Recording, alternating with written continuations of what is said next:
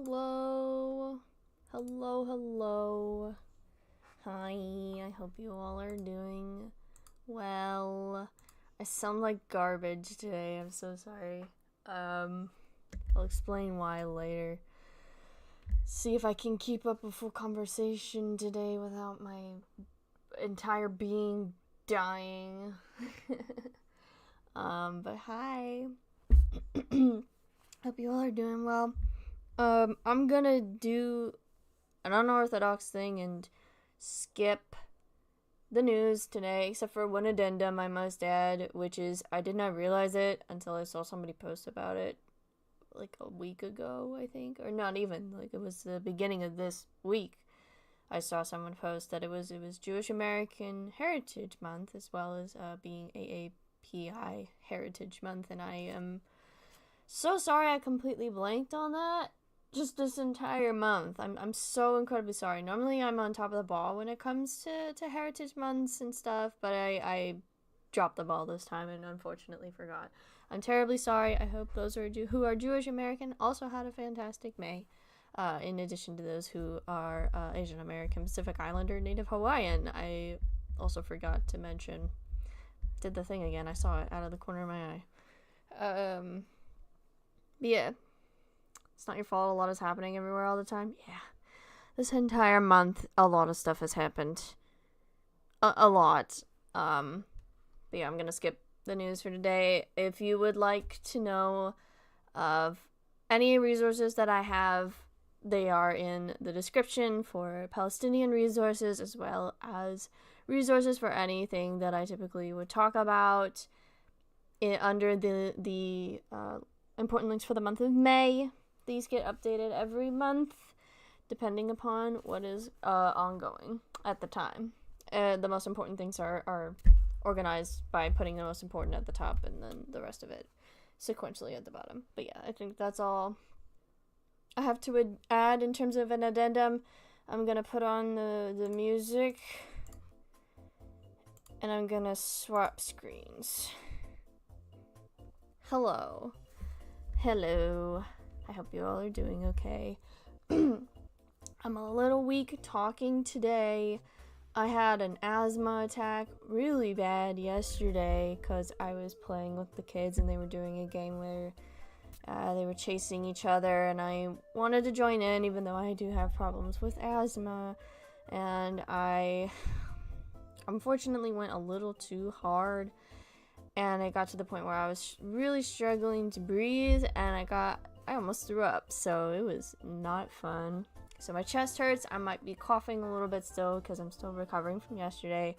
So my lungs are a little, excuse me, a little weak. It's not fun. It's definitely not fun. I think this is the second asthma attack that I have had on this job so far. You know, I mean, like, I'm almost passed out on this job from doing stuff a little too repetitiously that is not good for me, and yet I do it anyway. Why? Because I'm an idiot, and I just want to make sure the kids are happy, even though it's a detriment to my own health. Speaking of health, I hope you feel better soon. Doctor, I see you put that you're sick and you might have strep throat, but I hope you feel better soon. I'm so sorry to hear that you've been sick. That's no fun. Yes. What else? Do I have to update you guys on? A lot happened. Certainly a lot happened in the time where I last talked with you guys. Because I took a week off last week. And then I'm trying to remember. So much happened. I mean, I've been struggling to sleep, for one. I've been struggling to find jobs as another. I got new headphones for my phone. Finally replaced the old ones that I've had for like 3 years almost. That I was just using one headphone at that point to listen to music at all. It was not fun.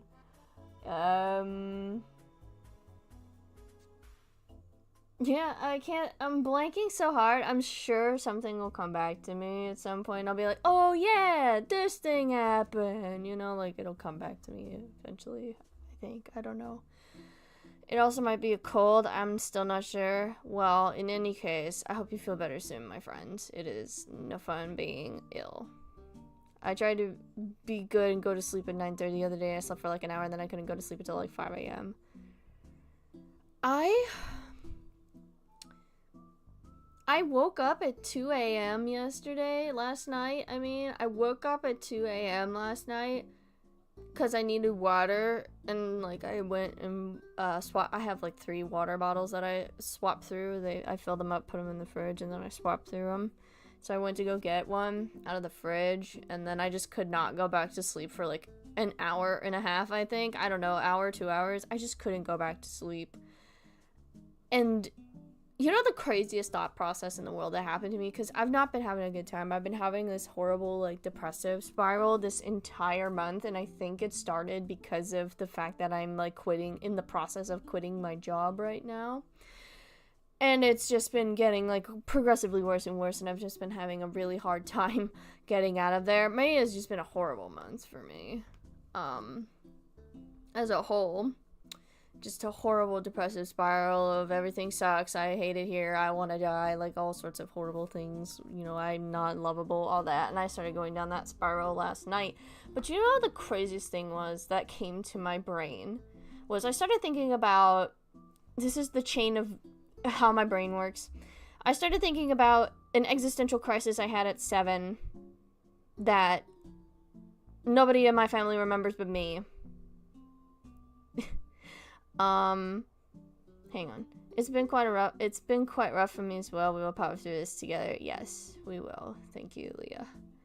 A few days ago, I had a fever of 101, and then I slept for 3 hours, and I woke up. All I had was a sore throat. It was the power of sleep is crazy. When you're, like, feeling the worst ever, and you sleep for however much time, and you're just suddenly like, why the fuck can I suddenly feel the world is good? Like, it's crazy.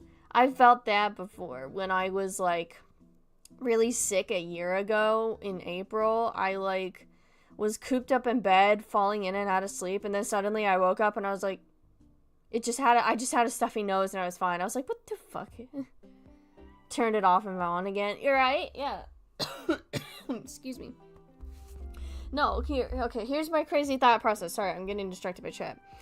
I started thinking about an existential crisis I had at 7, where I didn't believe I was real, and nobody else in my family remembers it but me. And then I started thinking about, just stuff from my childhood that had just spurned me on. And then I started thinking about stuff that scared me when I was little that I'm no longer scared of, like, there was a Bigfoot comedy movie that I was scared of called Harry and the Hendersons, and it gave me a lot of nightmares growing up because I was worried there was going to be a fucking Bigfoot in our house. I thought there was going to be Bigfoot and they were around the fucking corner one day. And it just freaked me out so bad I would yell and my parents would be like, what? What's wrong? And I'm like, I saw Bigfoot! Little tiny child. I was scared of everything back then. Oh god, Tiny Me would not have been able to do horror movies like I do now. Oh my god, Tiny Me would have been like, what are you doing? Stop! This is scary! I thought so many things were scary. But the most interesting thing that I was scared of was this specific advertisement for The Iron Giant, because it framed it like it's a fucking horror movie, and I would see it at the front of my VHS tapes whenever I would go to watch specific movies I had on VHS, and they would play it, because a lot of my VHS tapes were from around the 2000s, and this was like a VHS slated release for The Iron Giant, and it would just play before most VHS tapes that I had, including, like, a bunch of advertisements were like that with, like, Kiki's Delivery Service, I remember very vividly, or any Disney advertisement for a Disney movie. But the Iron Giant one specifically I would remember, because I was like, there's no fucking way that I'm watching this movie. Fuck that. It looks like a horror movie. And I avoided watching The Iron Giant for fucking years. And then I would see people talking about The Iron Giant when they saw it when they were little. I'm like, oh, this was the best movie I ever saw when I was a kid. It made such an impact on me. or like filmmakers talking about how it inspired them, or game makers inspired them, and they're like, oh, it made me so sad. And I was like, what the fuck? That isn't the Iron Giant. Yeah, isn't the Iron Giant wholesome or what? It is! It's a very wholesome movie. But you have to understand, my tiny, like, 9-year-old brain was seeing these advertisements constantly, and I was like, the fuck? No! And the funny thing is, last night in my delirium and trying to go to sleep, I actually looked up on my phone, half awake. I scrolled through to see if there was like an advertisement, like someone saved that specific advertisement I saw, and they did. It's on YouTube. I want to show you guys it real quick, and I need you guys to, because I need you guys to understand, like, hang on. Like, you guys have to understand the fucking, like, terrifying, like, the state I was in. Here, hang on. I found it, I think. Yes, I found it. Okay, hold on. I had to make sure it was real.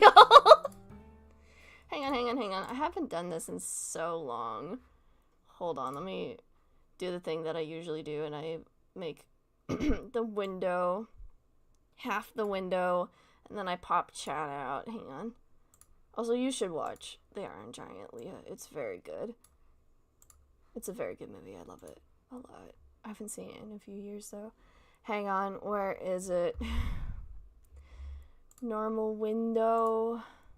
There it is. God, I haven't shared my screen with you guys since fucking...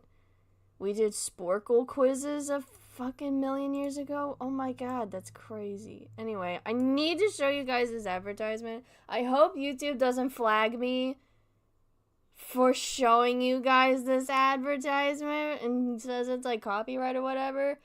But just know, I'll have to put like a little thingy after we watch it, just in case, just to say like, oh, if you're expecting to see this and you don't see it, that means I had to cut it out. Oh, excuse me, hang on.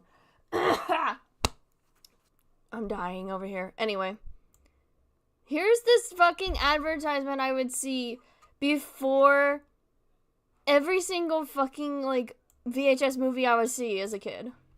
You're 9 years old. You're watching TV. Darn.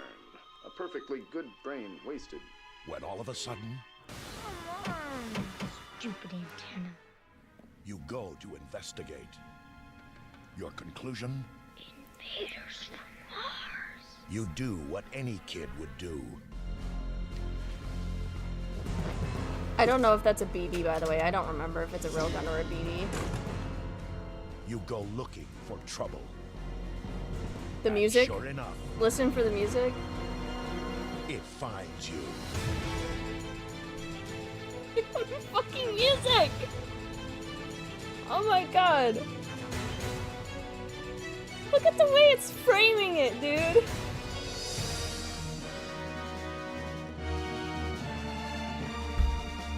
It's so crazy.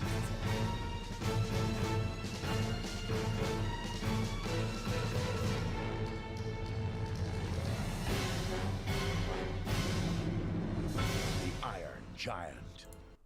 This is what I would see before every VHS tape. It scared the shit out of me. It scared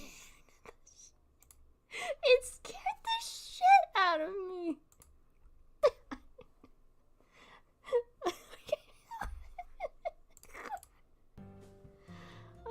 Oh my god, I gotta put you guys back. That was crazy. The trailer actually kind of rips. I want to watch it now.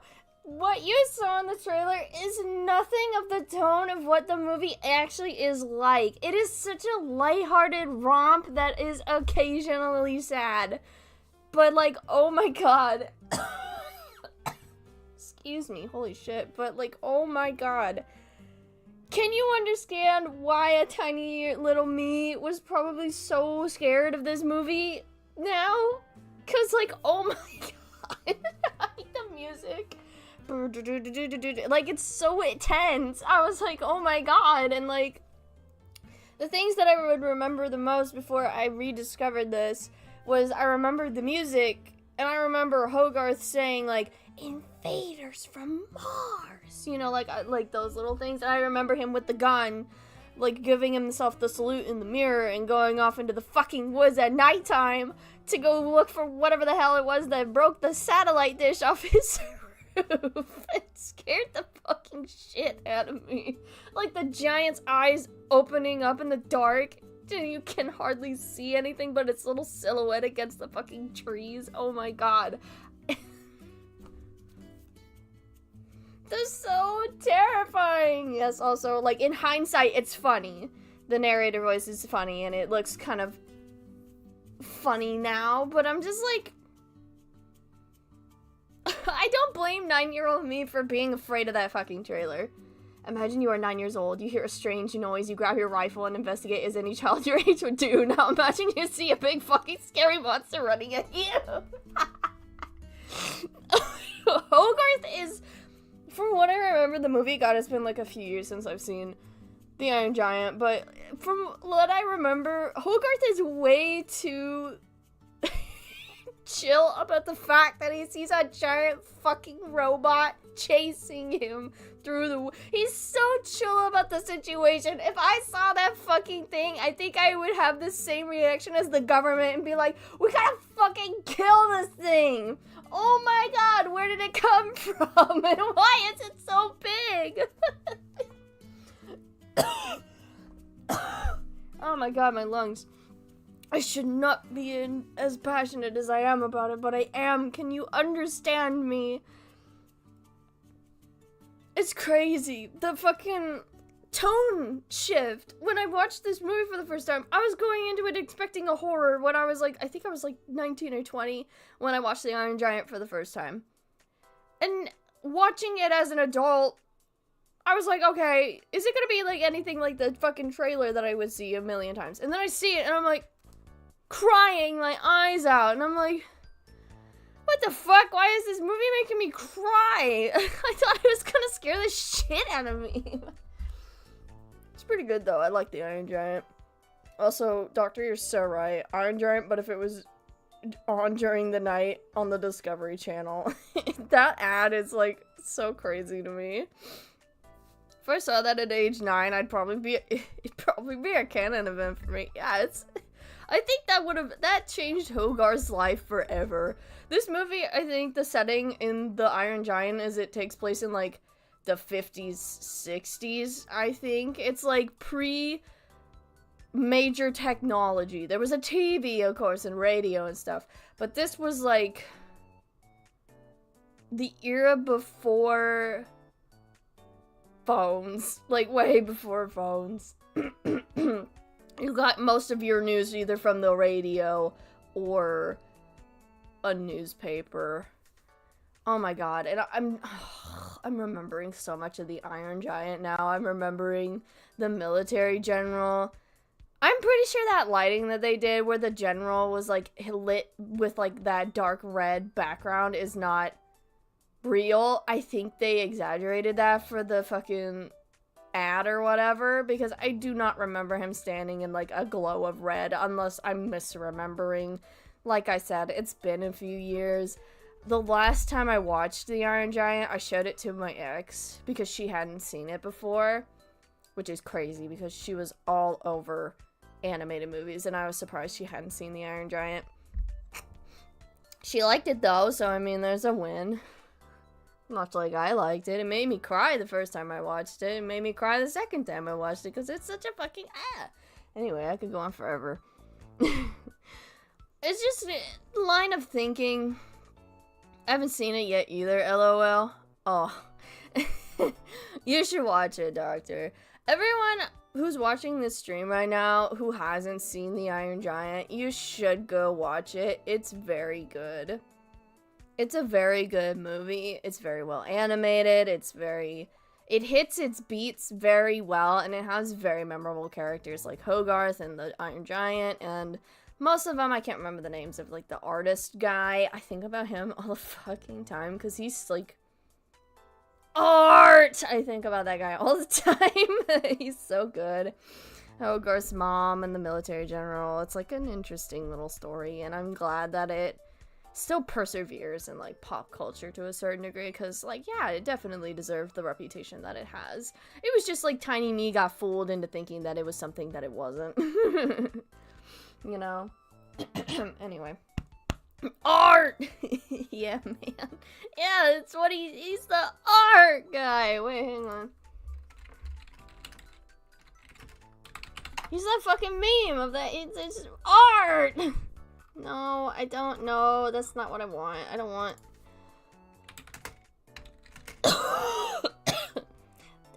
Art. There we go. I got it. Hang on. He's so good.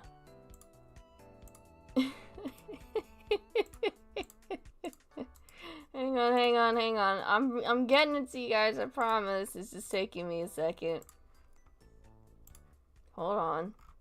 Everybody pause as I try to pull up this image of the art guy. There we go. See, he's this guy. If you've ever seen this meme, then he's from the Iron Giant. Art! He's like so me. I love this guy so bad. He's an avant-garde like sculpture artist dude who makes a lot of weird fucking sculptures in his yard. And I love him. He's just such an artiste. He's so stupid, but he's also the greatest character ever. I love him so bad. Anyway, I'm gonna move on from the Iron Giant. I've been on this topic line a little too long. I just wanted to show you guys that fucking ad. Also, by the way, this is just an addendum just in case I had to remove the clip from the VOD because YouTube thought I was committing a copyright violation. That's why it's not there. Oops, YouTube was being stupid again. I'm not committing a copyright violation. I was just showing you guys a thing I remembered. Anyway, what else is relevant? I've been getting back into... This whole stream is just gonna probably work around a lot of random things that I'm currently invested in or currently doing. I've been playing Roblox a lot. That's so fair. I haven't touched a video game since we did the Crips for eSims for Palestine or for Gaza game bundle. I'm still thinking about when I had a moment with Baba Is You. Those of you who were there when I was doing that one puzzle and I was just losing my mind, and then it just progressed into me doing parody lyrics of Pink Floyd's The Wall. Oh, it was great. What else? I've been getting back into reading a lot more lately. I haven't watched nearly as many movies as I would like. I saw the new Tim Robinson movie, Friendship, yesterday. I had great fun. That sounds like fun. I haven't watched very many movies as of late. The last movie I actually watched that's on my letterbox that I hate is on my letterbox currently is Cannibal Holocaust, and the only reason I even watched it was just because it was like a day. I had a day and I was like, fuck, I don't know what I want to do. It was my 3-day weekend because I had a Memorial Day off. So I was like, I just opened Shudder and I just like clicked it on to see it. I was like, this is the most controversial movie that anyone's like talked about in the past years. Let's see how bad it actually is. And oh my god, it was bad. I fucking hate that movie, lol. I hate that movie too, dude. Oh my god, I fucking hate it so fucking much. I hated it so bad. I have so many thoughts on Cannibal Holocaust. I had a discussion with myself about it, about how much I fucking hate this movie so bad. And there's somebody that I followed on Letterboxd that reviewed it and like had a stupid snarky remark here. Wait, hang on. I'll read it real quick. I'll talk about my book reading in a second. I guess the most thing I'll say about my book reading that I'll get into in a second is I'm currently trying to get through the Hunger Games books because I bought the 2 newest books in the series and I want to get to them before the... Why? My Siri activated for no reason. I want to get to them before the newest movie comes out. So I'll get into that in a second anyway. I just wanted to say that before I forget. Okay, and then so this person on Letterboxd that I follow had this movie and put a review and put mandatory viewing for everyone who still won't shut the fuck up about cannibalism as a romantic trope in fiction and who refuses to acknowledge the racist history these depictions have had in art throughout the centuries, as well as the violation of the body it entails even in these other cases. And it's like, yes, I agree that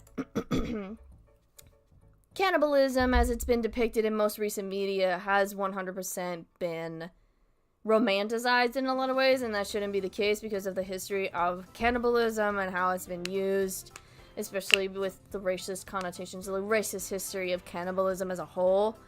And so, but the way it was like, oh, this is mandatory viewing for those kinds of people, I'm like, actually, why don't we just recommend these people read about the history of cannibalism's, like, the racist roots of cannibalism in fictional media through people who actually are knowledgeable about these things and write scholarly articles about it instead of recommending a movie that is equally as shit? Like, no, I don't want people to watch Cannibal Holocaust. Fuck that movie. It deserves to go in a fucking pit. It deserves to be forgotten. 100%. I don't think it deserves any more infamy than it already has. Cause, like, they killed real animals on that set. The animal deaths are depicted in the movie in full detail. And also the mistreatment of the indigenous people that on that set is heinous. Like, I don't know why the fuck that person said mandatory viewing, and I'm like, bro, no. Cannibal Holocaust sucks. Watch Texas Chainsaw Massacre instead. That's fair. I don't really like Texas Chainsaw Massacre either. I really loved Raw. That's the only movie I can think of that I ever really enjoyed that depicts cannibalism. I also hate Raw. Do I just hate movies with cannibalism in them? Because I also fucking hated Bones and All. I hated that movie too. Do I just hate movies with cannibalism in them? Probably. Sorry, I'm yelling halfway across the room because I went to go get water. I fucking hated Raw. I hated Cannibal Holocaust. I hate Texas Chainsaw Massacre. I hated Bones and All. They're all low ratings for me for various reasons. But Cannibal Holocaust is probably the worst out of, like, those four. Dang, I like Bones and All too in the mail. I fucking hate that movie. It sucks. It's just like a whatever movie for me, honestly. Its worst crime is that it's boring. Cannibal Holocaust, however, is just like, I have so much to say about how awful that movie is, but I don't know if anyone cares. Because it's like, the movie's trying to be smart in how it's like, it has this professor character who's trying to seem above everything and being like, oh, but the fact that we are making a spectacle out of these indigenous tribes is like terrible. They're people too. Like, buddy, you were talking about you wanted to fucking, like, he's such a hypocritical fucking piece of shit, and I guess it makes sense, but he's saying it, like, things that actually are, like, you should care about them. But, like, it coming out of his mouth, it sounds so fucking facetious, and I hate it. Oh my god. I hate it, I hate it, I hate it, I hate it, I hate it, I hate it, I fucking hate it. Like, yes, the spectacle of the fact that they made this documentary and staged a bunch of shit and we're going to frame it.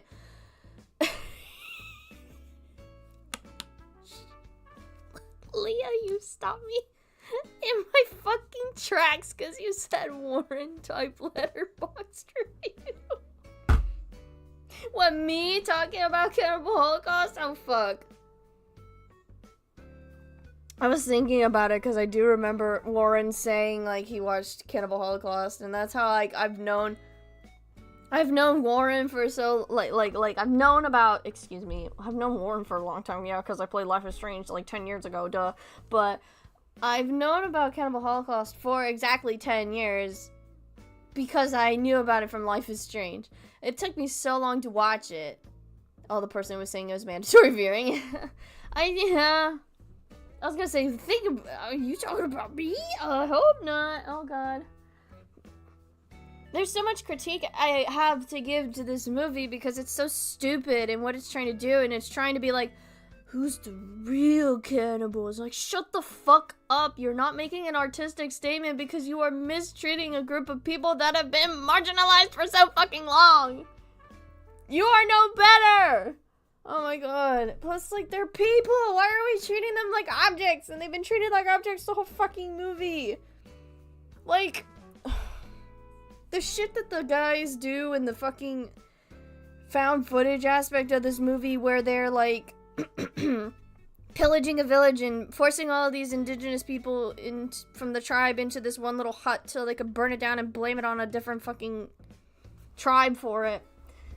And then they're, like, raping this one woman, and they're taking turns, and the woman in that is complicit, too, because she doesn't stop anybody else except their stupid boyfriend. And it's like, do you just not like the fact that he's with another woman, quote-unquote, or, like, do you actually care about this other woman? Because I doubt it. You didn't stop the other two from raping her. What is wrong with you? Oh, my God. I hate this movie. Oh my god, I'm losing my mind. I don't want to think about Cannibal Holocaust anymore. Every time I think about it, I get angrier. Also, yes, I'm reading what's in chat. I haven't answered a lot of you guys. I've seen a lot of things that do handle cannibalism and horror well, games and such, and yes, that includes TCOAAL. No, it does not romanticize anything. That's just the Twitter misinformation. I don't know what game that is. Some max strength Dayquil pills and it's the size of the tip of my fucking finger. I'm so sorry. Jesus Christ. Many such cases with movies that end up on top 10 disturbing movies types list. It's like when people are like, oh my god, a Serbian film is so disturbing. And I'm like, shut the fuck up. The movie was made for shock value, so deal with Cannibal Holocaust. Director of Cannibal Holocaust fucking just decided, what if I mistreated my actors, did not pay the indigenous people for their time, nor did I even really credit them, and abused the shit out of them too, and killed live animals on film. I wonder what reaction that would get from the audience. Turns out it gets you a court case where they accuse you of actually killing your actors because they were treated as if they were not alive anymore, kind of a la like Blair Witch. But he had to go before a court and prove that these actors were real, even though they were under NDAs, sworn to like hide from the public so that it could give the illusion they weren't actually alive still. Crazy shit. Like, and the director says the only thing he regrets. This music is weirdly fitting because this feels like a fucking clown show. The director says the only thing he regrets with Cannibal Holocaust is the killing of the animals. And I'm like, buddy, you don't regret all the other nasty shit that you were doing? Okay. You're gonna say sorry for the fact that you fucking decimated a fucking turtle?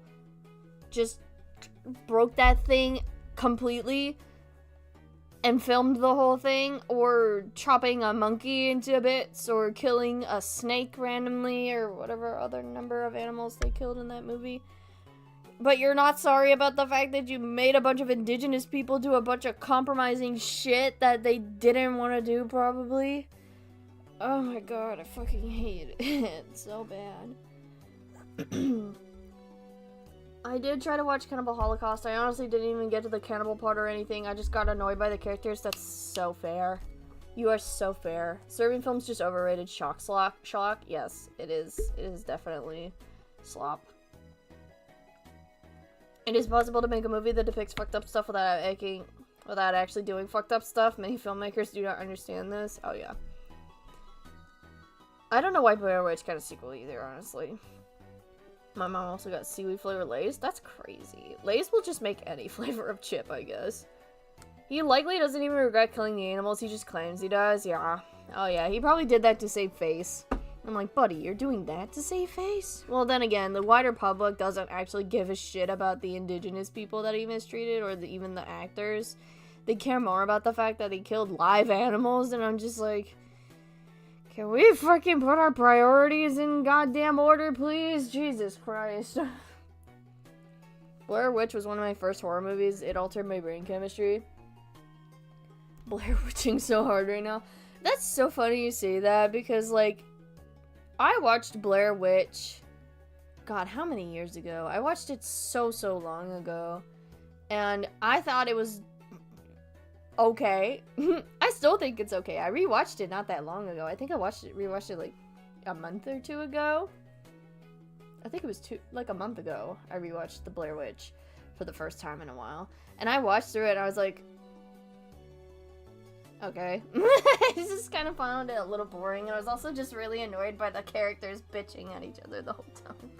Which is, like, it's understandable to a certain degree why they were bitching at each other, but I also just was so bored. I was like, guys, just fucking kill each other already, please, for the love. I was drawing the whole time. I was half listening, half watching, because there's really not a whole lot that goes on in that movie, so I was just like, guys, for the love of God, can you just kill each other already, as I'm, like, doodling a woman or something.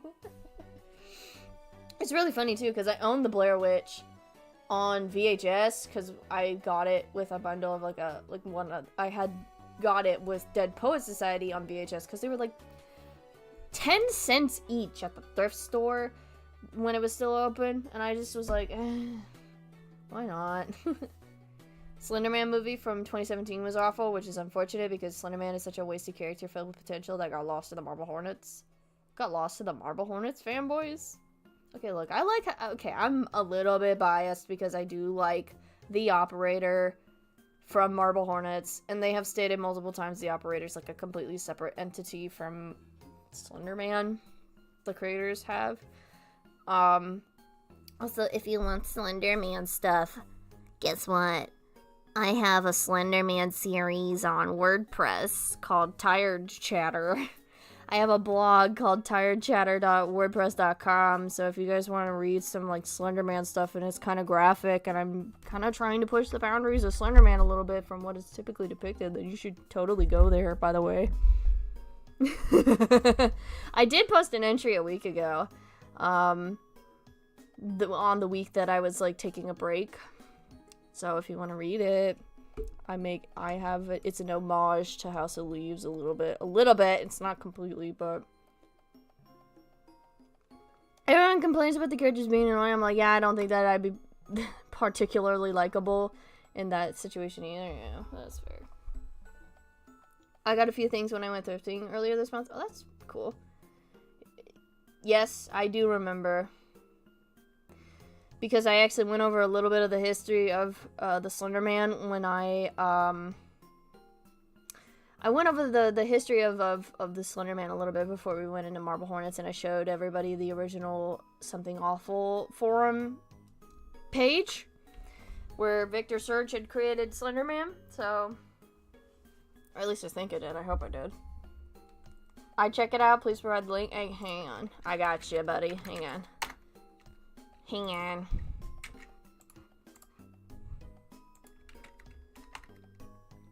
There you go.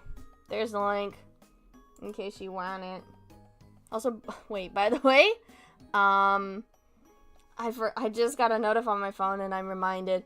I did also post the link to this stream on my mutuals only Tumblr, so there might be some of my mutuals that are gonna pop in here and hang out. We'll have to see. I need my fix. Tired Chatter Speak Fiction. You're very welcome. I need to put the blog on my YouTube anyway. I keep forgetting to put it in my links.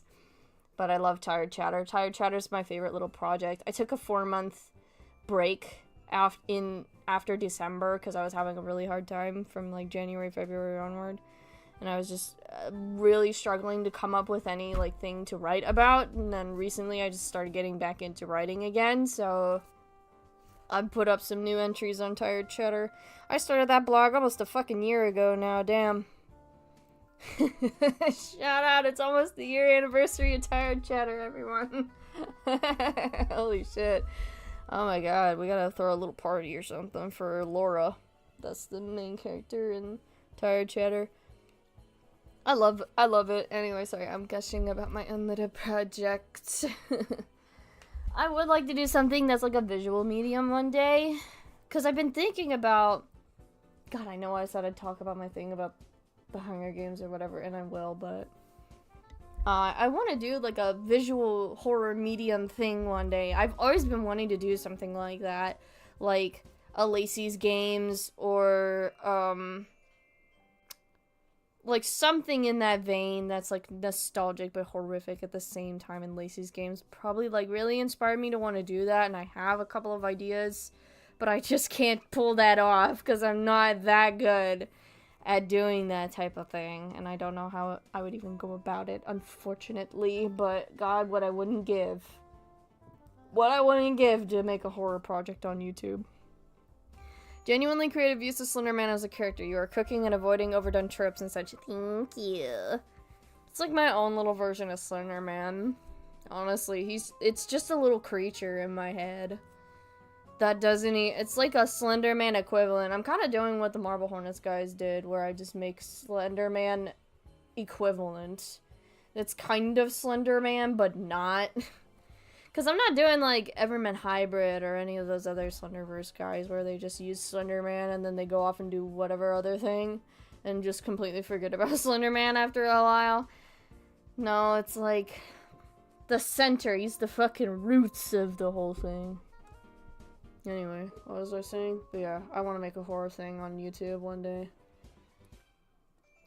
I don't know how people do that shit. I'm like, dude, how do you do that? I don't know how to do that. There's like... I also... Wait, actually... Before anyone reads through Tired Chatter, I should let you guys know, like, trigger warnings ahead of time for, like, SA and abuse and, like, childhood trauma. Very intense amounts of like descriptive gore that's realistic and like in a dreamlike sense where it's like a terrible nightmare that you're going through.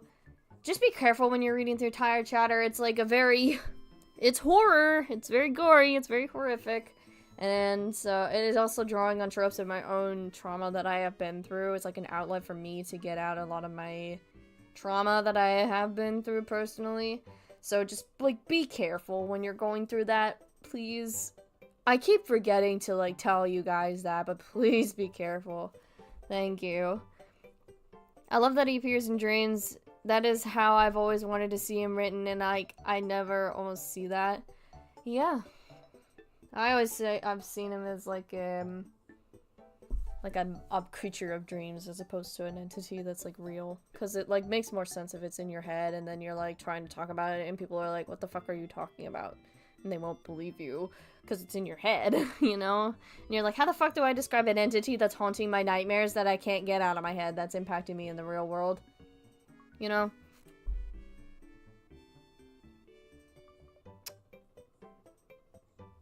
Okay, yeah, I scrolled to that part, and I'm sorry, no, I cannot read that, mostly because of my own bad feelings and bad 2013 flashbacks. That's so okay. That's so okay, don't worry about it. That's why I issued that trigger warning. If you can't handle that type of thing, that is okay. It's not gonna be for everybody, like I said. And I'm glad that you're taking care of yourself and being like, nah, it's okay. I'm not interested in this. That's perfectly fine. I'm not gonna take offense to that if somebody is triggered by this content that I am creating. In fact, I want you to not participate in it if it is triggering to you. I don't want you to push through it because you like me, you like my content, and you want to get into something that I am creating. But you're like actively getting hurt by it. No, take care of yourself, obviously. If something that I am creating is triggering you, like this art piece that I am working on is triggering to you, then don't participate in it. You don't need to enjoy my stuff. It's not mandatory. You can still enjoy my stuff without like, you know, having to, like, hurt yourself over it, you know? I would be such an idiot if I said, like, oh, no, you have to enjoy this thing I'm making. Like, that's stupid and hypocritical. So, no, it's okay. I mean, you can always just chill here with me. You don't have to read. Tired chatter. Okay, thanks. No problem. Of course. Take care of yourself. Take care of yourself before... I always say this. I always do this whenever we're playing games or watching stuff. Like, I always say, like, take care of yourself. If this isn't for you, then skip this. You know? Like, you are your own priority. You come before anything else. If something has something that is actively going to hurt you, then don't participate in it. Ba-ba-ba-ba-ba. I love being so in love with pixels in a funny block game. It's so funny. That's so fair. Yeah. There's a lot of people that are like, you have to enjoy this thing that I'm making or else. Your personal well-being is more important than the media you consume. Exactly. Like, there's a lot of things that I can't really watch that actively hurt me, even though I've hurt myself multiple times watching movies that have, like, sexual assaults in them. Multiple times I've done that to myself in pursuit of finding something that I will enjoy, and it's like, okay. Alright. Anyway. One day, I'll make something else, I mean. Because there's so many horror web series that I love that I would love to, like, that I take inspiration from, that I actively would like to make something because of those things, but, well, I can't. Because I don't have the means to do so. So, I'm just kind of stuck.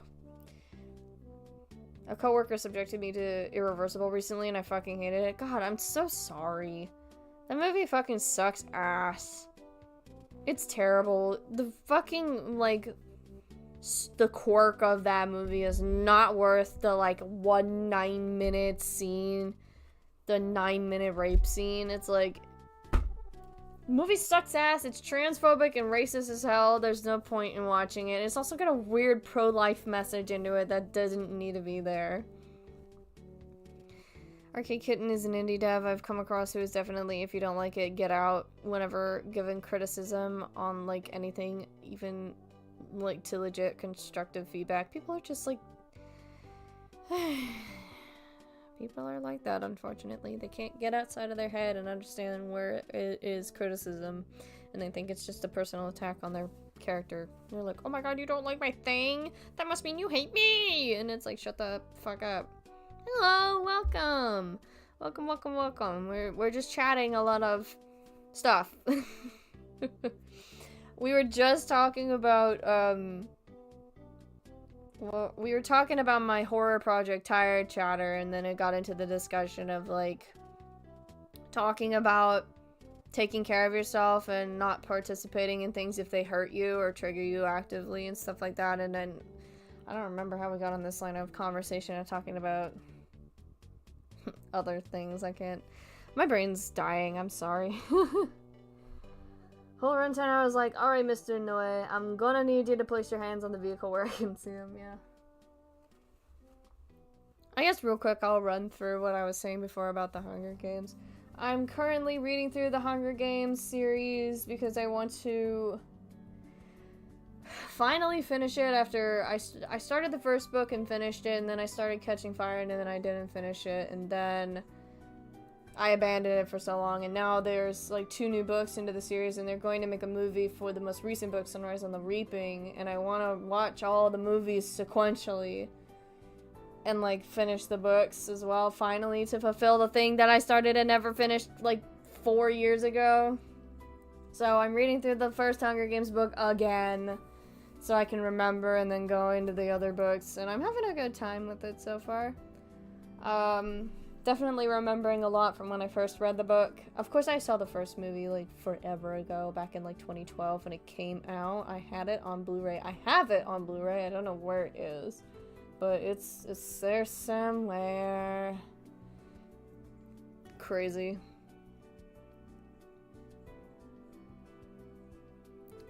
what was I saying? I've only read the first book of the Hunger Games because I was required to for class thing. That's crazy. You were required to read the first book for a class thing. We didn't have that in our curriculum to read the Hunger Games books. I still need to buy the 2 new books for that. I actually went recently, I think a week ago, on my week off, or my 3 days off rather, and I went to the secondhand bookstore and I bought both of the books for cheap. Except my copy of The Ballad of Songbirds and Snakes is so fucking ugly because it has the movie cover and not the original cover. And I'm pissed. They didn't have another version of it, so I just had to go like, oh fuck, oh my god, whatever. And I bought it. It was only $7. What? But the newer one, Sunrise on the Sunrise on the Reaping, Sunrise on the Reaping, was like only a couple bucks knocked off of what it would be normally for list price, which is like $27, and I got it for $22. And I'm like, god damn it, why is this thing so fucking expensive? And I'm so glad I didn't buy it at Barnes and Noble where it was full price. So, yippee for secondhand bookstores. Josh Hutcherson rock camouflage core. I fucking forgot about that. I'm gonna get into that part, I think, of the book eventually. Oh my god. I'm listening along to it, the audiobook along with the book, so it helps me keep my pace. And the audiobook narrator is really fucking good, actually. I like her a lot. And she does like a bunch of differentiating voices for all the characters, so I know who is who when she changes the tone of her voice a little bit. She's so good. I love her. The movie covers suck 100% of the time. Oh yeah. I mean, like, it's not that bad, but it looks indifferential from the Sunrise on the Reaping cover. They look kind of the same. And I hate it. I want the other cover. This shit's abhorrent. Even my friends are gonna make me binge watch the Hunger Games movies. I wanna watch all the Hunger Games movies. I hate Jennifer Lawrence with all my fucking heart, but I really, really wanna fucking watch all the Hunger Games movies after I finish these books. No shot he could have done that with his bigger skills. Well, the crazy thing is they didn't explain how he actually was able to do that in the movie, because, like, they skipped important information. In the book, it explains that Katniss and Peeta actually went in their training to learn other important skills first, and we're not supposed to show off the things that actually were, like, you know, like, important skills. They were supposed to do that to the game makers, which is like the bow and arrow, her bow and arrow skills and his strength. But they went and did things like tying knots, learning how to use knives, camouflaging, berry identification. That's how he was able to do that. That's how he was able to camouflage himself as a rock, was because he learned how to camouflage and he was really good at it. And I'm pissed that the movie didn't explain it. Yeah, okay, has no idea who the heck Jennifer Lawrence is. She's Katniss in the Hunger Games movies. If you ever, like, need an idea of who she is, that's who she is. Or, like, any movie. I can't think of a popular movie that she's been in as of recent, except the Hunger Games.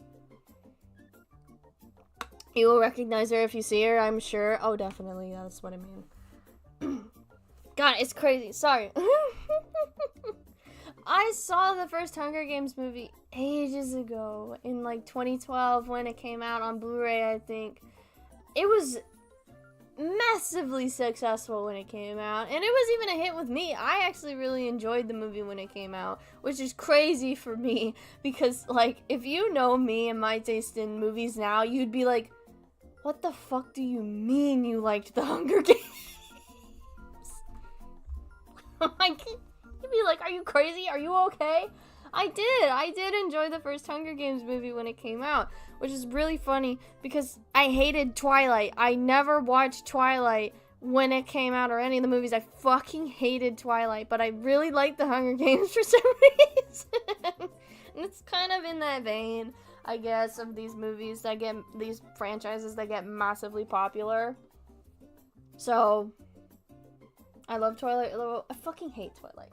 Stephanie Meyer can eat my fucking ass, and the way she treated the indigenous people, and like misrepresented the indigenous people in that fucking series. Oh my god, I want to fucking wring her neck. Twilight is like if X-Men was Wattpad. God, anyway. I love the Hunger Games when it came out. Even reading through the first book, yes, it's very YA. And I've moved well past YA at this point into reading adult books. But there's something about it that's drawing me to want to read more to it. You know what I mean? Like, there's something about the characters. And there's just, like, it's pulling me in. I think Suzanne Collins' writing is pretty good for the most part. I like being in Katniss's head. I also just... Sometimes YA goes crazy. There's some YA books that are really good, okay? Like, and they appeal to a wider audience than just young adults. But I think the funny thing that doesn't come across in the movie at all is just how much Katniss thinks that Peeta is trying to fucking set her up to, like, die. And that he's, like, this conniving, evil, constantly one step ahead of the fucking track kind of guy. And she's constantly just like, he fucking hates me. He's gonna kill me when we get out there into the games. I'm gonna do this to get one step ahead. And it's just this, he has a he just has a crush on her. And he's trying so hard to impress her. And it's so, there's no hidden motive, girlfriend. He just really likes you. I think that's the one thing that's so funny. Oh my god. And like when I first read the book, I was right there with Katniss. I was like, dude, he's so conniving. He's gonna do this and that. And like I was in there with her head because I was like, oh, from her, we're just reading exclusively from her perspective. We don't get a Peeta perspective at all. It's just her.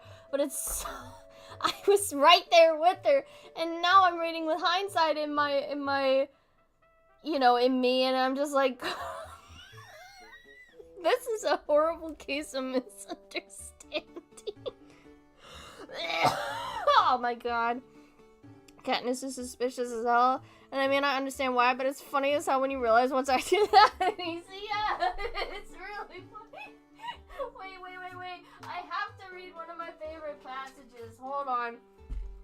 That just exemplifies exactly what I mean. Where is it? Hold on. It's like... Also, yes, I know ContraPoints did a video on Twilight. I have not watched a single ContraPoints video, though. Hang on. Where is it? No, that's not what I mean. No, that's not it either. I'll find it. I just read this part a little bit ago. No, not that either. There it is! I found it! It's just like 70 pages in the book. They just did their carriage into the Capitol or whatever to like they do like a little parade thing or whatever. And their whole shtick was like Katniss and Peeta were in these like tailored outfits that were on fire, and the whole of the Capitol was like, whoa, and everyone loved them. They were holding hands the whole time too, because it was Senna, the stylist's idea. And I just want to read this part to you because it's so fucking funny. I realize I'm still glued to Peeta and force my stiff fingers open. We both massage our hands. Thanks for keeping hold of me. I was getting a little shaky there, says Peeta. It didn't show, I tell him. I'm sure no one noticed. I'm sure they didn't notice anything but you. You should wear flames more often, he says. They suit you, that's really cute. And then he gives me a smile that seems so genuinely sweet with just the right touch of shyness that unexpected warmth rushes through me. A warning bell goes off in my head. Don't be so stupid. Peeta is planning how to kill you. I remind myself. He is luring you in to make you easy prey. The more likable he is, the more deadly he is. But because two can play at this game, I stand on tiptoe and kiss his cheek right on his bruise.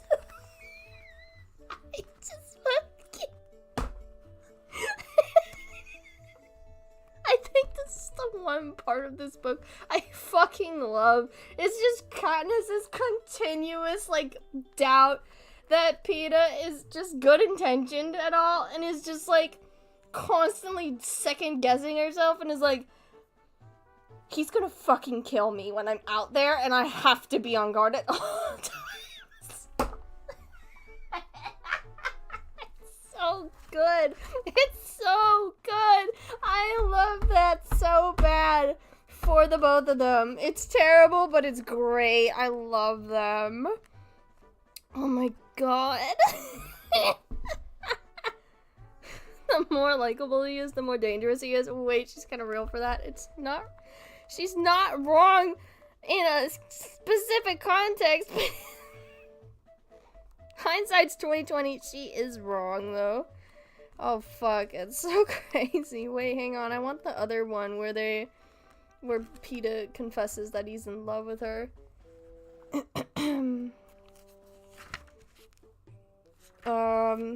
Wait. Nope, not this part. Where is it? No. That's her twirling around in her dress. Oh. That's so cute. This one part here is so cute. I'm sorry, I'm just reading out passages from the Hunger Games to you guys, because I'm just like, please. Okay, so PETA's being interviewed here, and he's being interviewed by this man named Caesar, who's like, he's got a ridiculous amount of plastic surgery on him, and he's talking to him about, like, oh, do you have any crushes at home? And so it says, handsome lad like you, there must be some special girl. Come on, what's her name? PETA sighs. Well, there is this one girl I've had a crush on ever since I can remember, but I'm pretty sure she didn't know I was alive until the reaping. Sounds of sympathy from the crowd, unrequited love they can relate to. She have another fellow? Asked Caesar. I don't know, but a lot of boys like her, says PETA. So here's what you do. You win, you go home, she can't turn you down then, eh? Says Caesar encouragingly. I don't think it's gonna work out. Winning won't help in my case, says PETA. Why ever not, says Caesar, mystified. PETA blushes beet red and stammers out, because she came here with me. It's so cute. And then it goes into the next chapter. and Katniss is embarrassed. She's like, oh fuck. Oh no. Me, he means me. I press my lips together and I stare at the floor, hoping this will conceal the emotions starting to boil up inside of me. Oh, that is a piece of bad luck, says Caesar, and there's a real edge of pain in his voice. The crowd is murmuring in agreement. A few have even given agonized cries. It's not good, agrees PETA. Well, I don't think any of us can blame you. It'd be hard not to fall for that young lady, says Caesar. She didn't know? PETA shakes his head. Not until now. Not until now. I allow my eyes to flicker up at the screen long enough to see that the blush on my cheeks is unmistakable. Wouldn't you love to pull her back out here and get a response? Caesar says, asks the audience. The crowd screams assent. Sadly, rules are rules, and Katniss Everdeen's time has been spent. Well, best of luck to you, PETA Malark, and I think I speak for all of Panem when I say our hearts go with yours. And then they get back to their room, and Katniss is fucking pissed, and she... Oh my god. PETA has only just stepped from his car when I slam my palms into his chest. He loses his balance and crashes into an ugly urn filled with fake flowers. The urn tips and shatters into hundreds of tiny pieces. PETA lands in the shards and blood immediately flows from his hands. What was that for? He says aghast. You had no right! No right to go saying those things about me! I shout at him. Now the elevator's open and the whole crew is there. Effie, Haymitch, Cinna, and Portia. What's going on? Says Effie, a note of hysteria in her voice. Did you fall? After she shoved me! Says PETA as Effie and Cinna help him up. Haymitch turns on me. Shoved him? This was your idea, wasn't it? Turning me into some kind of fool in front of the entire country. I answer. It was my idea, says PETA, wincing as he pulls spikes of pottery from his palms. Haymitch just helped me with it. Yes, Haymitch is very helpful. To you, I say. You are a fool, Haymitch says in disgust. Do you think he hurt you? That boy just gave you something you could never achieve on your own. Fucking Haymitch is such an asshole. He made me look weak, I say. He made you look desirable. And let's face it, you can use all the help you can get in that department. You were about as romantic as dirt until he said he wanted you. Now they all do. You're all they're talking about, excuse me. The star-crossed lovers from District 12, says Haymitch. But we're not star-crossed lovers, I say. I just fucking... I'm sorry, I have to read that part out loud. I fucking love this book so bad. It's good. It's pretty good, actually, for... It's kind of pretty good, actually. Suzanne Collins, I don't know what you were going off of in 2000 and whatever, 2009. It's pretty good, though. It's kind of ripping. I'm invested. I accidentally got you guys invested in it. Oops. Kind of ripping. What year are we living in? The 70s? Yeah, I'm having a fun time with that. I'm kind of trying to avoid immediately watching the movie right after I finish the book because I want to watch them all right after the other. So, once I finish the Hunger Games, I'm gonna go right into Catching Fire and then go into Mockingjay, but oh my god, I remember I got so fed up with the fucking shit between Katniss and Gale in Catching Fire. I was just like, I know Suzanne Collins talked about how she hated the love triangle in some interviews, or at least I think she talked about that. It was like the publishers made her do that because like it wouldn't have been interesting otherwise, and I'm like, you're right, because I fucking hate Gale, and like Catching Fire just solidified how much I fucking hate Gale. He's such a nothing character, whereas it's like, oops, you accidentally sold me on PETA because I like a bakery boy. Anyway, that's what I'm doing currently. I'm having a fun time with that. Yes, from what I recall, she did not like the love triangle and never wanted to implement it. See, it's in my brain. I remember because I think I looked it up after I read the little bit of Catching Fire that I did, and I was like, the fuck? And I looked it up, and I was like, oh, that makes sense. Because I remember it was also a fucking huge thing in the when the movies were coming out, because like people were being like, oh, it's Team Gale and Team PETA, like it was with Twilight with Team Edward and Team Jacob, and it just didn't have the same impact that Jacob and Edward had with Twilight, because fucking everybody hated Gale. I hate Gale. And I hate his ass so bad. I love a bakery boy myself. I love a bakery boy. I love you, bakery boy, wherever you may be. I love you and your baking bread. I just broke out in a song randomly. I don't know why I did that, but anyway.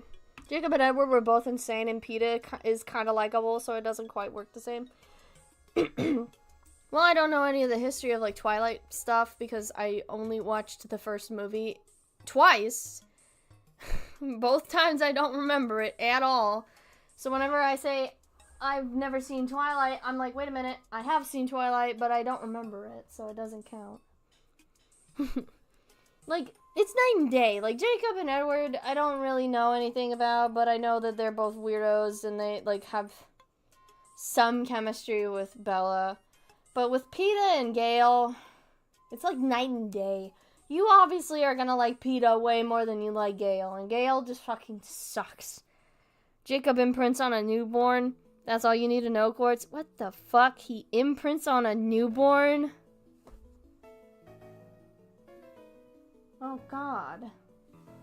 Jacob starts out kind of normal, but he loses me fast in New Moon and Eclipse. I don't know, and I don't care. Like I said, I do not care about Twilight like so many people do. Twilight to me has always been like, you know how people hate Harry Potter now? I mean, I've always hated Harry Potter, but like, how people hate Harry Potter now because of J.K. Rowling and how crazy she fucking is. That's me with Twilight. I have always known Stephenie Meyer's a fucking weirdo, and I've always hated Twilight as a result of that. You can never get me into Twilight. Never. Not when I was younger. Not when I'm an adult now. You will never get me into it. Stephenie Meyer's just a fucking weirdo, and I hate her. He nicknames their daughter after the Loch Ness Monster. Oh my god. On Edward and Bella's baby, it's really uncomfortable, and the movie version of the scene makes me want to die. Oh my lord. So that's one of those franchises where it's like, I know it's bad, okay, but I have a soft spot for it. That's fair. I grew up with Harry Potter. J.K. Rowling sucks eggs, and I wish the books were better. I don't wish the books were better, and I wish J.K. Rowling would fucking die. Is that too extreme? I just fucking hate her. I've hated her ass. Here's my one thing that I'm gonna rub in people's faces forever. I've known J.K. Rowling was an insane TERF transphobe since 2019. And I've never liked Harry Potter. I never thought those books were interesting to me because I never liked fantasy stuff like that. You know, and like hearing all the gross racist and other bullshit that comes out of Harry Potter, like the anti-Semitism as well. I'm just like glad I avoided that like the fucking plague. But like, I've known J.K. Rowling was a transphobe since 2019, and I tried to tell some people in my like then friend group about it then, and they kicked a fucking fit with me and said it wasn't true, and were getting upset about the fact that I was saying that J.K. Rowling was a piece of shit that hated trans women. And, well, looky here. Guess what? I was right the whole fucking time. So I get that fucking right to rub that in people's faces that I used to know. Like, oh yeah, I've always been on the pulse of J.K. Rowling being a fucking piece of shit.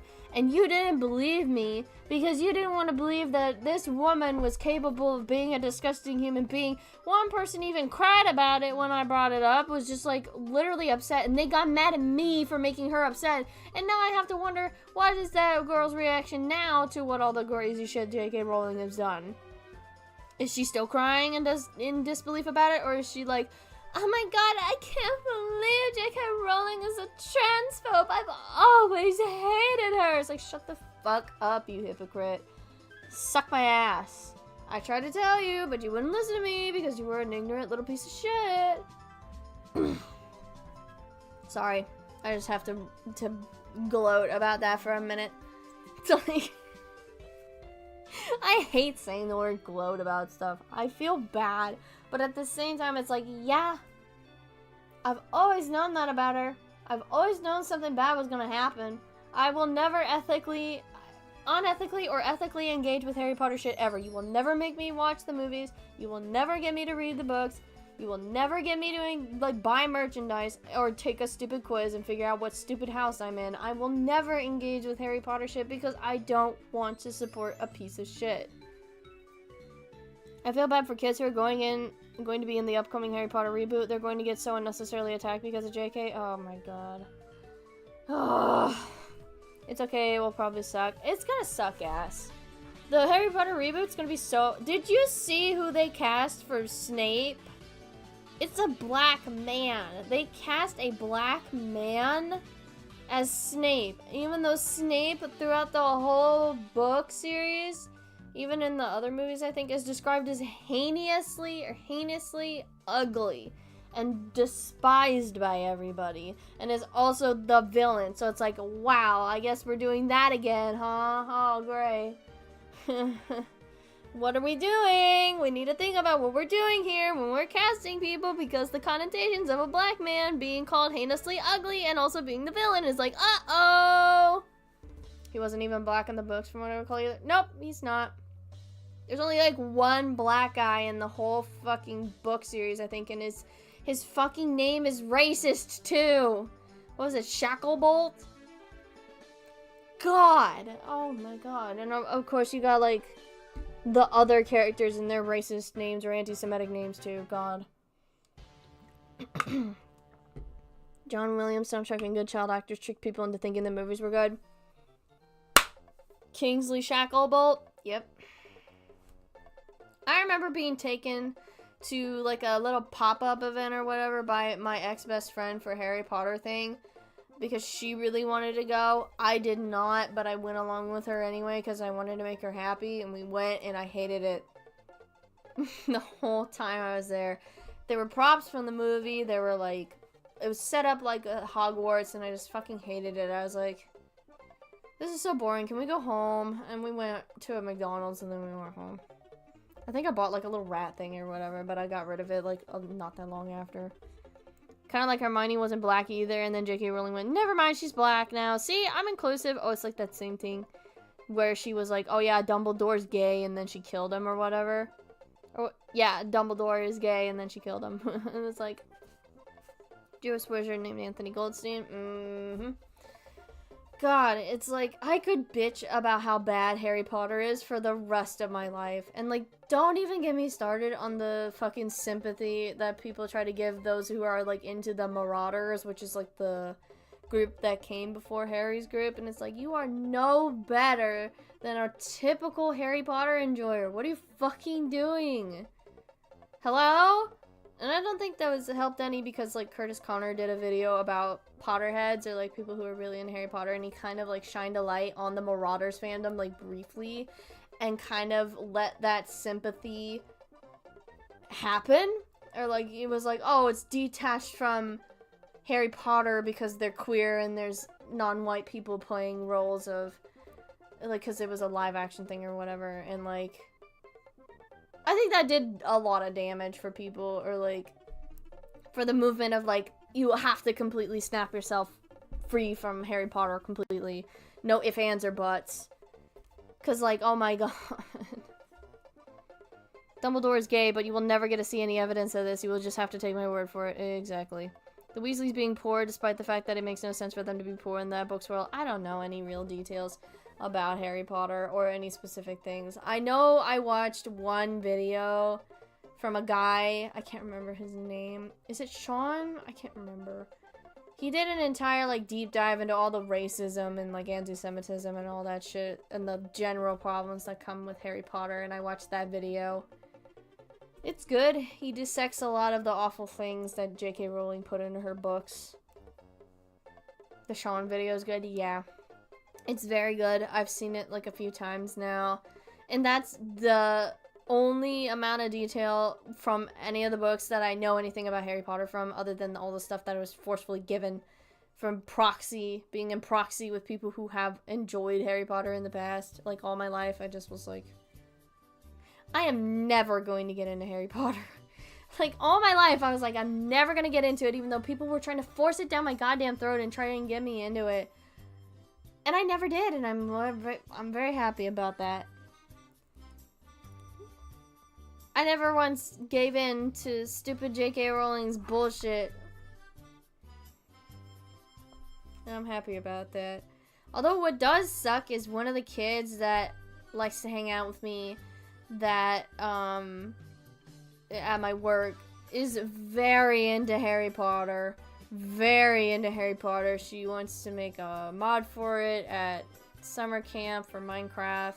She's read through all the books. She owns all the books. She has a Harry Potter bedspread. She's seen the movies a million times. She knows so many facts off the top of her head. And I'm like, I did tell her about J.K. Rowling's transphobia and, like, the fact that she funded anti-trans legislature in the UK with all the money that she earned through Harry Potter merchandise and shit. And she was upset by the information, granted, and then she went to her mom about it, and her mom told her that that was lies, and then she came back to me and told that to me, and I was like, oh my god. Like, her mom couldn't find evidence of it, and I'm like, for the love of God, it is everywhere, I swear. I don't know where you're looking. I was just so upset by it. I was like, please. I don't want you to participate with Harry Potter shit any longer, please. There's so many better other wizard shit out there you can get into. I was reading Lord of the Rings instead in middle school, and I had an annoying superiority complex about it, lol. At least you were reading in middle school. I think the most that I read in middle school was, like, manga. I was in a horrible, like, because I'd been teased about my stutter growing up, because I do have a stutter, it comes out occasionally. I've worked through it a bunch, and it's not as bad anymore. It still kind of comes out every once in a while, but when we did read alouds in class, I got teased about my stutter, so I just stopped reading completely for so long, and then in like 2019, I think I reignited my love of reading, and now I'm back to where I was as a child, because like, when I tell you as a child, I was Matilda. I loved going to the library. I loved reading. Any book I could get my hands on when I was at the library. Fuck, yep, I was Matilda. I mean, I still love reading even now, though, so anyway. Oh boy, you guys are talking about Lord of the Rings. I don't know shit about Lord of the Rings, because I've never read Lord of the Rings. That's not up my alley either, Lord of the Rings. I'm gonna be so honest. High fantasy or fantasy stuff? Excuse me, hang on. High fantasy or fantasy related things are just not my thing. I have never been a fantasy person, nor will I ever be a fantasy person. I've tried numerous times to read things that are fantasy, but it just like never sticks with me, and people get annoyed by the fact that I'm not into fantasy, and they're like, what the fuck, you should be into fantasy stuff, because I'm into it, you should like it, and I'm like, no, I like fantastic realism, but I like when there's, like, not a lot of magic and stuff, if there is any magical elements to anything. Magical realism is the closest I will ever get to fantasy. It was tasty escapism during a difficult time in my life. LOL, it was a cool world I could kind of get lost in, you know. The most I had in terms of fantasy was Warrior Cats. And yes, that book series sucks in terms of its misrepresentation of indigenous aspects of indigenous culture that it borrowed from and then bastardized horribly, and I've talked about that before. I love Warrior Cat. The idea of Warrior Cats I like. I don't actually like the book series, but like that's the closest thing I ever got to fantasy. And will ever get to fantasy. I cannot make myself like...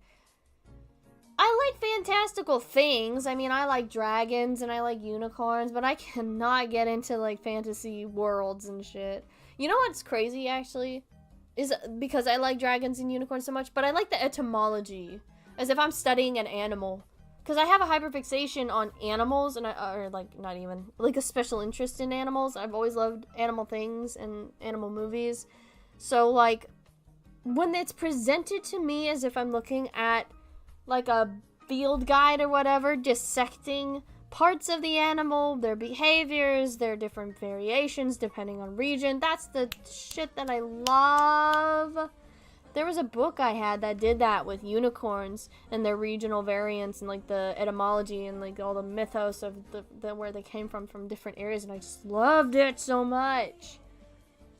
I think that's why I so desperately want to make like a Slime Rancher-esque game where you're taking care of rescued or abandoned or, you know, given up by the state, like, dragons of different variations and stuff. I've wanted to develop that game for fucking ever, but I know it will never come to fruition. It will just stay in my head because I don't know the first thing about, like, Unity or any types of games. Hold on. I got caught off guard from some DMs that are rolling in. But I have always wanted to make that kind of game. And I don't think I ever will. Which is a shame. Because it's such a good game in my head. Where it's like two lesbians and one wasn't given, like, inherited the farm from, or like the sanctuary from her uncle or whatever. And they were just raising dragons together. And it's great. It's great in my head. It's great in my head. But it's... Anyway, hang on, I have to look at some DMs real quick.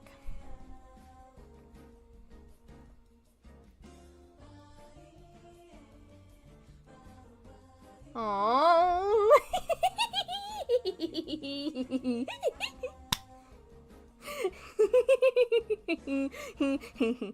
Sorry.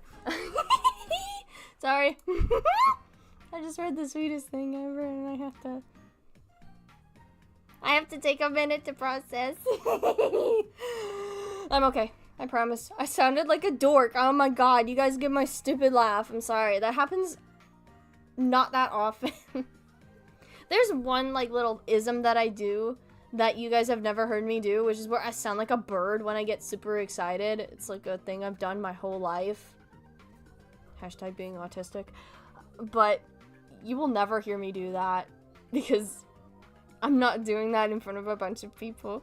But, you will get to hear me do my doofy, little, goofy, stupid laugh. I'm all disoriented now. Fuck! I'm okay, I promise. I'm okay. Did I say I promise? Oh my god, I don't do that unless I'm talking to myself. I'm disoriented. What the hell is happening? I'm embarrassing myself in front of all 3 people in my stream. Oh, I'm a mess. I'm so sorry. Actually, I'm gonna take a real quick break. One, to like use the restroom and stuff, and also to answer the DM that I just got. So hang on, I'm gonna put it on the VRB screen, and I'll play it, let the music play out. I gotta center myself. I'm John Lennon. Yes, I'll be right back, guys. I'll BRB, I promise. I'll be right back. Hang in there, folks.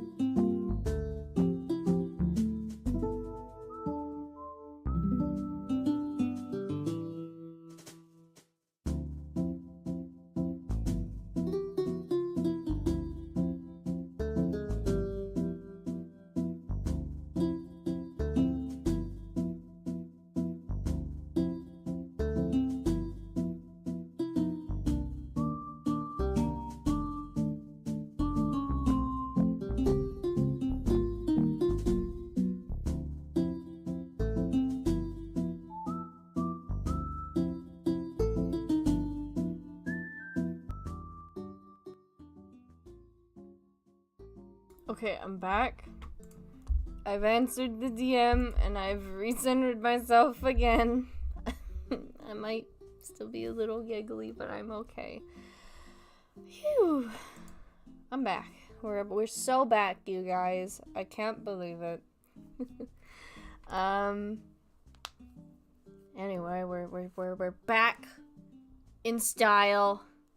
Back to what we were doing. I was talking about my little dragon game, but there's not much else I can really add about that. I have so many projects I want to do or I'm in the process of doing that either end up abandoned or come back to it a later date, but that usually just I never end up doing anything with anything I ever do, and it's a shame. The only thing I've been able to do successfully that I haven't abandoned is tired chatter or these streams. I'm surprised I'm still doing these after all. Crazy. Anyway, I'm also notoriously bad at finishing things. Yep. I can't even finish movies right now. I started a grand total of like 3 or 4 movies and I haven't been able to finish them. Like, I was rewatching Blue Velvet yesterday and I had to stop that because I needed to lay down.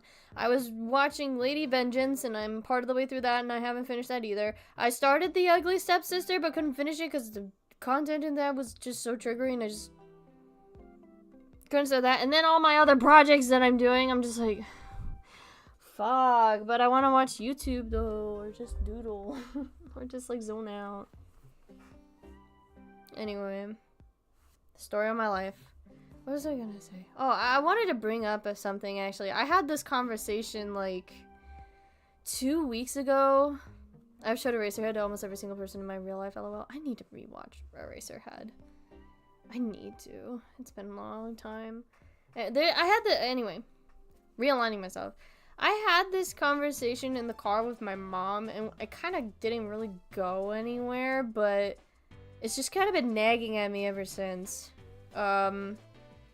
So there's this YouTube group called Trilogy Media that I have like dipped my toes into watching their content of. I would just sometimes put it on in the background as I was doing something and just like have them on in the background because like this is around the time that I was super into like watching scam bait stuff. I still watch it occasionally because I'm kind of stuck. I don't know what to watch on YouTube, so I just kind of get stuck watching that. Either that or I go to the Dead Meat podcast, bouncing between either or. Anyway, their content is so interesting to me because I've finally found a group of people that on the surface didn't seem initially like questionable, but like as I've watched their content, I'm like, oh, because there's so many of their scam baits that they do where they do confrontations with like mini mules or whatever, or even the scammers themselves, and like they have this fixation with illegal immigrants or immigrants as a whole that is so disgusting to me that I feel just so like my skin crawls every time I think about it. There's this one video that has a title specifically like, they sent an illegal immigrant to my house, big mistake or whatever. And there's so many videos where they confront people who are illegal immigrants and they threaten them with deporting them for that. Sorry, I just moved on to a whole new conversation topic entirely. I'm sorry to jump scare you with the racism. But it's just so deplorable and horrific and disgusting to me to just... Yes, it's a horrible crime. I'm not trying to defend the people who are actively committing a crime and aiding a scammer. That in itself is, like, deplorable unless they don't know what they're doing, of course, and they actually are being, like, tricked. There are many cases where that's happened. But the fact is like, the fact that they're threatening so many of these people with deportation from this country is disgusting to me. Like, I am not defending scammers and what they do whatsoever. Like, deplorable, horrific shit that they do, swindling people out of their money and manipulating people through all their various types of scams that they do. What I have issue with particularly is how this specific group of people handle that. Because even then, they'll also insult the scammers on their appearances, like things they can't change, like their nose or their face or like the way their feet look or like a bunch of other shit.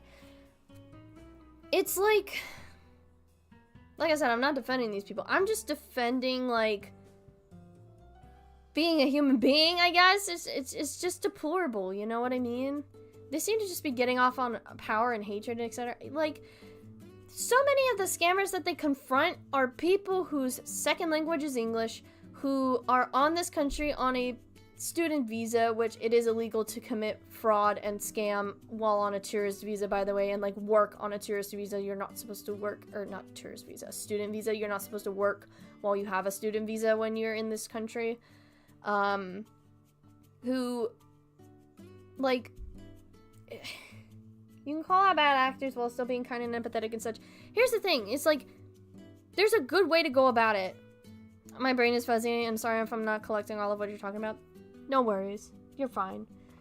It was like, there's this other YouTuber that I watch, Pleasant Green, and he does a good job at highlighting that not every single person in a specific country like Nigeria or India are all scammers, and that you can actually also turn these people who are scammers into people who actually contribute to their community, their country, like have them do something that actually is worth, you know, like that actually do business that isn't scamming people. He's done this multiple times in highlighting it, and actually has convinced scammers to stop scamming and actually do something like business worthy.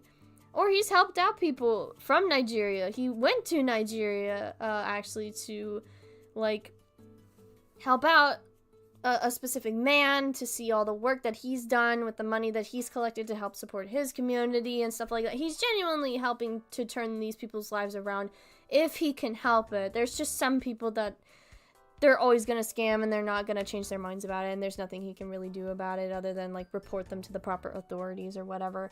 But he does a good job at being like, not all people from this country are bad people. They are people at the end of the day, and there are so many people that are actually contributing to going out there and getting work to support their families instead of scamming and stuff like that. Whereas like Trilogy Media, I'm just like, they're too patriotic for me, because they are so intent on talking about you should contribute to America. You are giving America a bad name. You are swindling innocent Americans, highlighting Americans in that, and just kind of gives the vibe that they just despise people from other countries and will only protect people of color that are within their group. Because they talk about, like, they were helping this woman who was part of this romance scam who was being scammed from a man who was from Nigeria, and she is racist, just deplorable human being, and didn't believe in inter-race marriage or romance and stuff like that. And of course they rightfully defended their crew members, who some of them were black, or people from another company that they were working with, and one of the people there is black. It's fair to defend those people and say like, hey, you're being racist. But at the same time, it's also like, you are also being racist to people outside of the country. And it's like, you can highlight horrible scammers and what they do and how horrible it is without being a racist piece of shit. You know what I mean? Doubling down on nationalism, always ringing alarm bells. You know what really tipped me off, actually, was a community post that they made for Memorial Day, actually. Let me pull it up. I saw that and I went, okay, I get it now. Like, the shit they were saying already was tipping me off, but this just, like, tipped me off over the edge completely. Where is it? God, they have so many posts about their predator bust, too. Don't even get me started. They also hunt down predators. Okay, here it is. They have a post here that says, Memorial Day isn't just about barbecues or beach days. It's about those American heroes who gave everything for our freedom. And then they have a graphic that shows, like, a bunch of, like, soldiers carrying, like, a coffin with an American flag on it, and it says Memorial Day, they never came home, a grateful nation honors our fallen heroes. I'm just like, okay. I just went, okay. And then there's people in the comments section, too, being like, salute to the ones that died kicking ass so that we can be free. To those still active, salute to you. Amen. Happy Memorial Day. You are absolutely correct. It's for those who lost their lives, serving our great country. Like, love this. 100% agree. To this day, this is a day to celebrate all of our brave soldiers. Like stuff like that. And I'm just like, okay. Do any of those predator hunts even actually lead to predators getting arrested? Or here's the thing is, like, I don't actually know if these predator busts are even real. It's so hard to tell. They say on Trilogy Media that their busts are real and that they get the predators busted and arrested in many instances. But, you know, I've been spurned before by channels who've taught, or, like, I don't watch predator busting channels. The closest thing I ever watched to predator busting was, like, old episodes of To Catch a Predator. But, like, YouTube channel, I just generally don't trust YouTube channels that do predator busts because it just doesn't feel real to me. It never has, because there have been YouTube channels in the past that have faked predator busts. So I'm just like, I don't fucking know if it's real or not. They say it's real, I want to believe it's real, but it's like, it's so exaggerative and over the top sometimes, and I just Christ. It is fake at best and problematic at worst. Yeah, because the way they go about it is just not good. There was one predator bust I watched where the guy just busted out of the house and ran for a few blocks and kept slipping on his ass and was getting caught by the other guy from Trilogy Media who's like a fucking crazy dude. He's like really fast. They call him like an Olympian. He's not, but one of the worst things I did see though out of Trilogy Media, other than the immigration, the way they were treating illegal immigrants, which just fucking boils my blood no matter what, and like the just rampant racism that they were doing. The one thing that also fucking just made me angry was there was this one video that they did that I thought would be fine, where they collaborated with another ethical hacker named Agent G9, who was hacking into scammers' WhatsApp groups who were impersonating Trilogy Media to, like, bust them, expose them, you know, be like, oh, these are the people who are scamming you into believing that they are us, which not a lot of people fall for those scams, but still.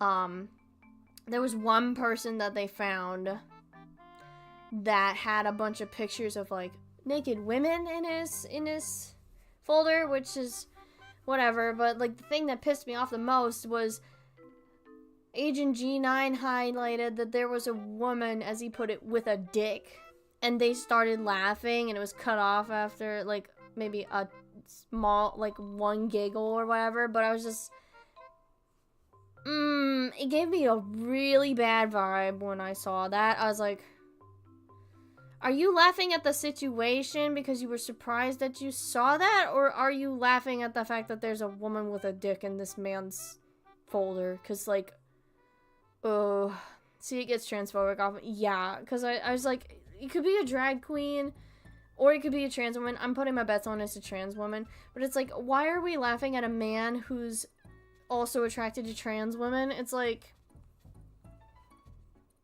it feels gross. More often than not, it just feels so gross. And that's why I don't watch their channel now. I think the last video I watched from them was their, like, 3-hour-long video where they were exposing McCamey Manor, even though McCamey Manor has been exposed a million times at this point. They were just interviewing some of the people that were involved with it. And it's like, God, don't even get me started on, like, all the people that they help who are victims of scams are, like, white people. Like, white elderly women, mostly, and maybe white elderly men. It's like, where's all the non-white elderly people that get scammed too? Where are those people? Why aren't you helping those people too? Like, why are you just highlighting this specific group of people? It's, like, very, like, obvious what they're doing. I forgot there was a stream happening. Help. No worries. You're sick. You just focus on getting better. If you have to pop out a stream because you're, like, you need rest, that's fine. I'm just talking about a YouTube channel that's pissing me off. Like, I love watching scam baiting. I do. I love watching scam baiters. I love Kit Boga. His channel, his videos are hard to watch because he, like, talks over people. He talks over the scammers. And the scammer's rage makes me, like, cringe because I'm like, oh, the inner, like, person doesn't like people getting angry. But I love his videos so much. His videos are so creative. My ADHD hates me. This is not saying. Oh, okay. That's also really fair. No worries. I'm sorry though. ADHD is rough. So I've heard from many people in my life who have had ADHD. Who have ADHD, rather. Anyway, but yeah, I love Kit Boga. I love Pleasant Green. Pleasant Green's probably my most favorite scam baiter. He does a good job at actually explaining how these scams work. Kit Boga does too, but Pleasant Green genuinely goes, like, step by step, like, oh, these are how these scams work, this is what they want from you, this is how they reel you in, and then he goes into what he did to, like, fuck them over, and he just wastes their time, typically. My favorite series off of Pleasant Green's channel is the Chikadori series, where he helps a woman in Nigeria get a life-saving surgery because she had a botched surgery when she was younger, when she was born, actually, and it gave her permanent stomach pain for like 30 years of her life until she was able to, like, raise enough money through creating a book that she illustrated with his help to get the surgery. And it's such a very sweet series, and I like it a lot. He's just a good person to watch in terms of understanding scams and stuff as a whole. Scam Baiter is also really good too. I watch him sometimes. And Scam Sandwich. Those guys are all great. So, if you're ever interested in scam content, like scam baiters, then watch all those guys. Don't watch Trilogy Media. Please don't watch those guys. I think I understand why people don't, like, collaborate with them really anymore, like, out of the scam baiting community, because I haven't seen any people, like, Jim Browning or Pleasant Green and them, or any of them collaborate with them in, like, a year. I'm like, I get it. So, I had to have a talk with a friend, and I was struggling to stay in front, so a headmate had to death grip the nape of my neck to keep me there. Oh, goodness.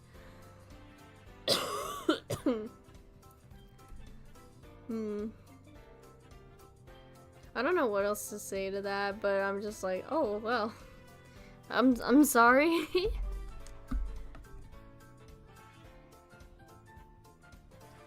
Anyway, sorry. I needed to get that, like, off my chest to talk about Trilogy Media, because that goes into, like, the greater conversation of how people treat immigrants as a whole in this country, especially now with fucking Trump in office again.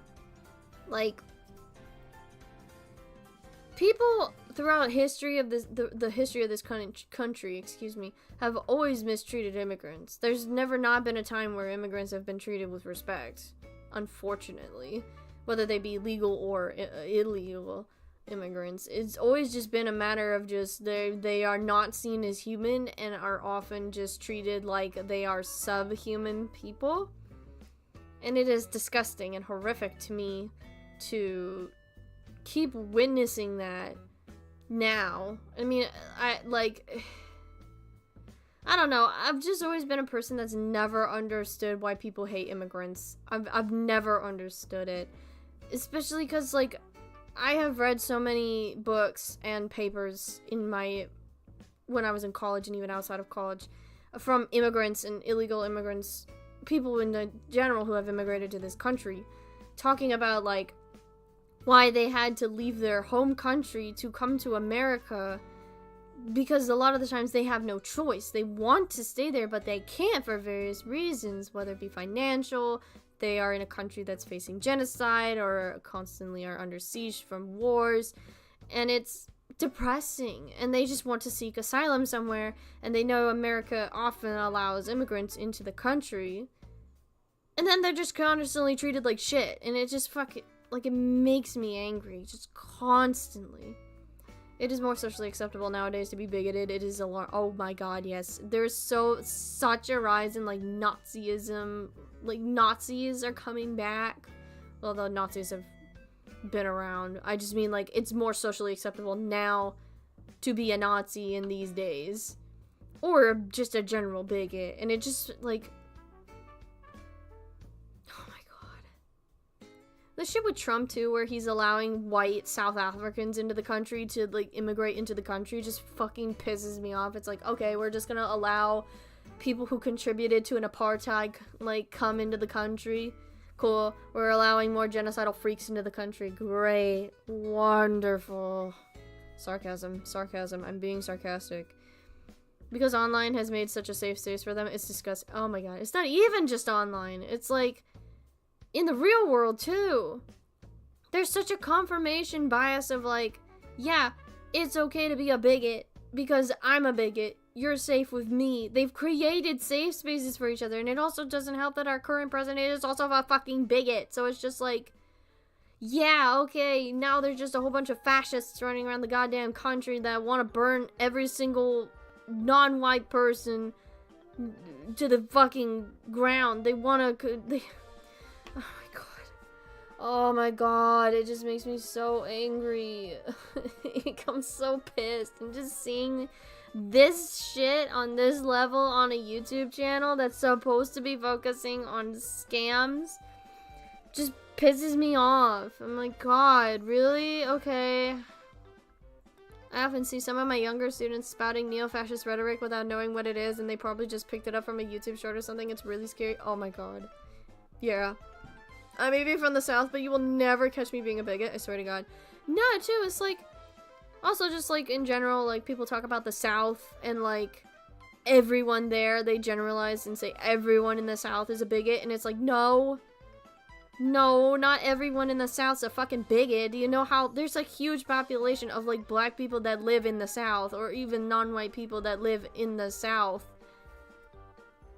The policies that are implemented in the South are horrific and disgusting and bigoted. Yes, 100%. There's no denying the government there is undeniably bigoted. But there are large groups of people in the South that are fighting back against that. So it's not in good faith to say, yeah, everyone in the South is bigoted. It's like, fuck you.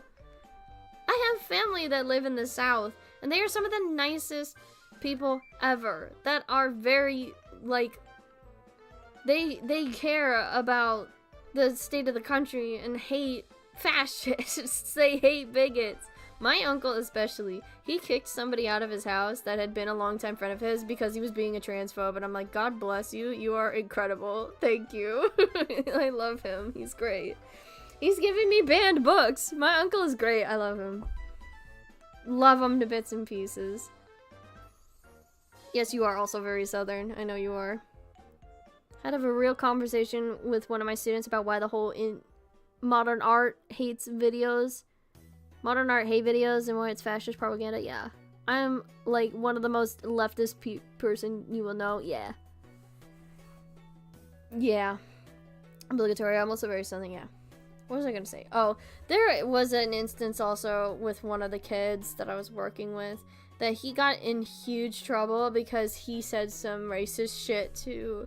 He was being racist toward another student that he knows. I'm not sure if he's like classmates with, but he knows on some level, who is Mexican.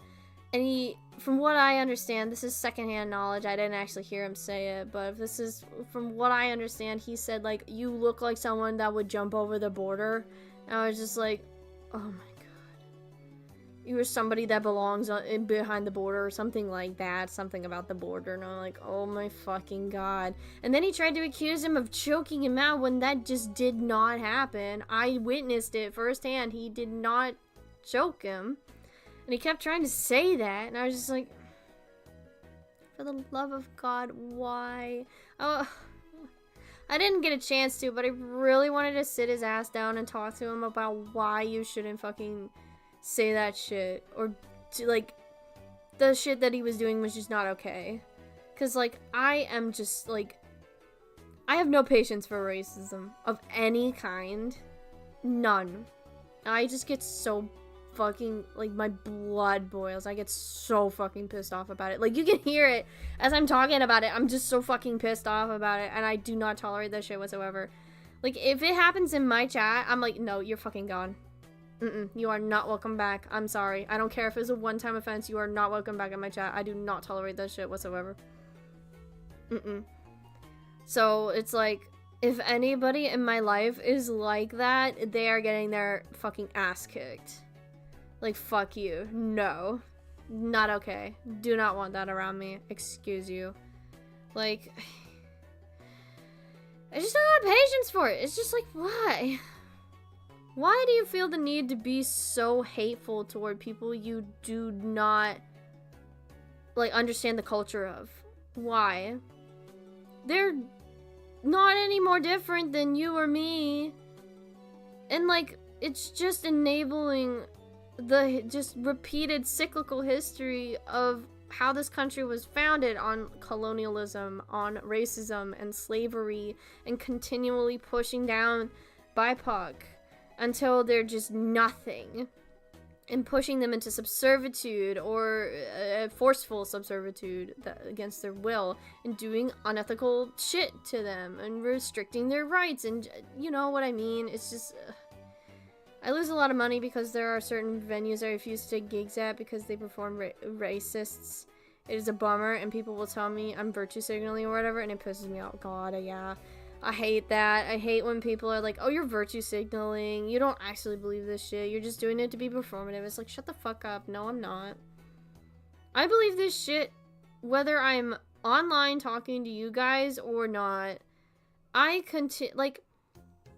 am on a forever journey of unlearning any racist bias that I have by educating myself constantly on the history of this country, on specific terms that are racist, whether we know it or not, removing words from my vocabulary, removing ideologies from my belief systems, just generally unlearning things that at one point were who I was, or like what I have once believed. And it's so hard for people to do that, to constantly learn and say, oh, okay, this is something I shouldn't do anymore, I'm going to unlearn that, and like continue to educate themselves forever. It's a forever process to do these things, to be a respectful and true, genuine ally to marginalized people.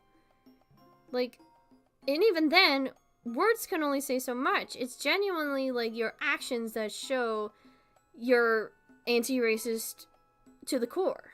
You know what I mean? You have to show it rather than tell it. You can talk a big talk all you want, but if you can't show it, then that proves that you are spineless and you are not going to actually be there to support marginalized identities through all the bigotry that they have to face constantly, that they can't turn off.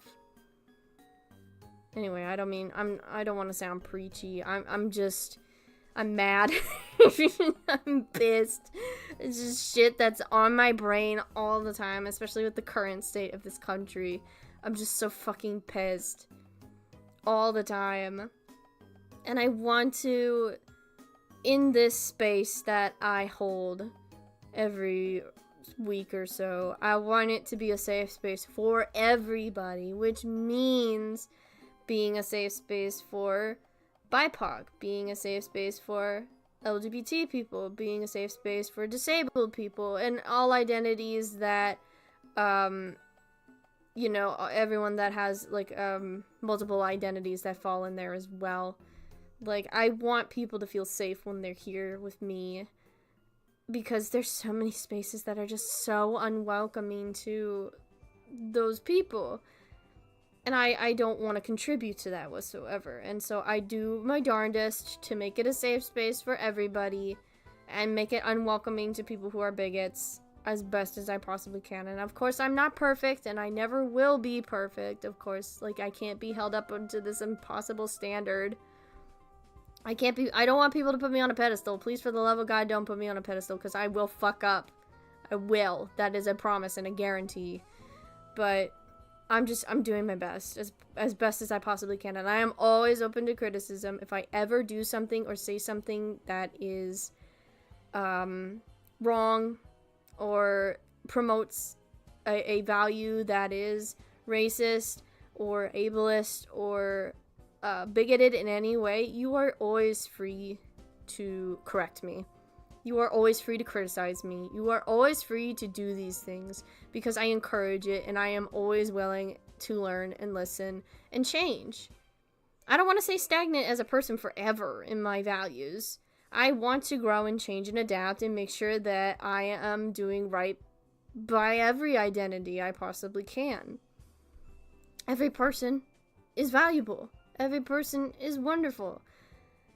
I will always love and express my love for all these different cultures that exist in the world, because there are so many beautiful cultures out there, dude.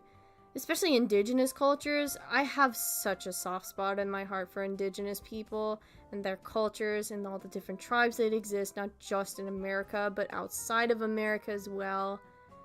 I love them. I love indigenous people. You guys are wonderful. You guys are awesome. I love your culture. I love your regalia. I love powwows. I love, like, the food that you make. I love the history of your tribes and how they came to be, pre-colonialism, all of it. I like all of it. All of it. I love it all, and I always will love it. And not to say, like, I put indigenous culture above any other culture. It's just, like, I love all culture as a whole, and I always want to learn about it. Because it sounds so fucking cool! all these cultures outside of America and all the things that they do and how they express it and all the things that they do and celebrate, and it's just wonderful. The world is wonderful and beautiful outside of the shit, and I want to remember that. Even through the shit, there is goodness in the world. It's hard to remember that sometimes, but it's out there. There are good people out there, and there is so many good pieces of art out there made by people from different cultures, whether in book form or oral form, like they speak stories and stuff, painted or drawn, like anything. Clothes, food, also are art. Anyway, sorry. I think I've said my piece. I think I'm good. Anyway, fuck Trilogy Media. Those guys can fucking rot in a hole, and I never want to watch their content ever again. I'm gonna stick to what I know. It also is just like a reminder to just be careful of who you're watching online, because you never know.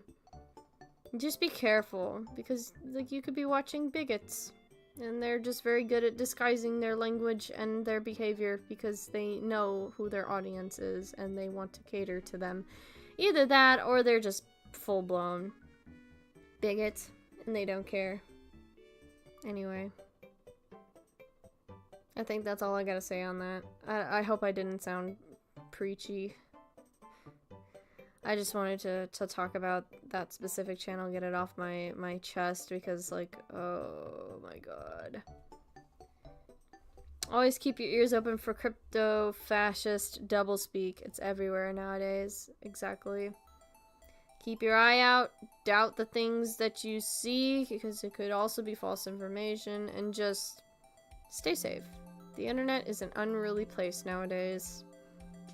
It always has been, but, you know, especially nowadays, it's been really bad. Anyway, What do we talk about now?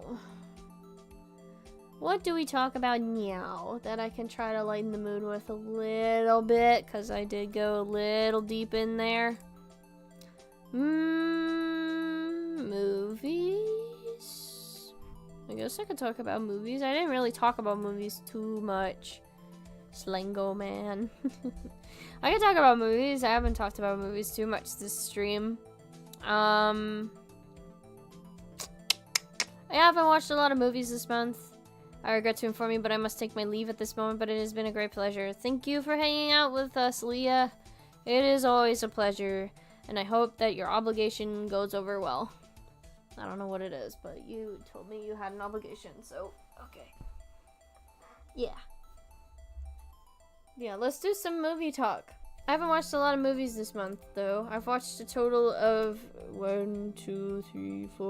6 movies. Oops. I think I accidentally burnt myself out on movies. Unfortunately, excuse me. Because it's like a give and take. I was watching so many movies because I wasn't reading, and now I'm reading more and I'm watching less movies, which is interesting. Interesting flip of burnout.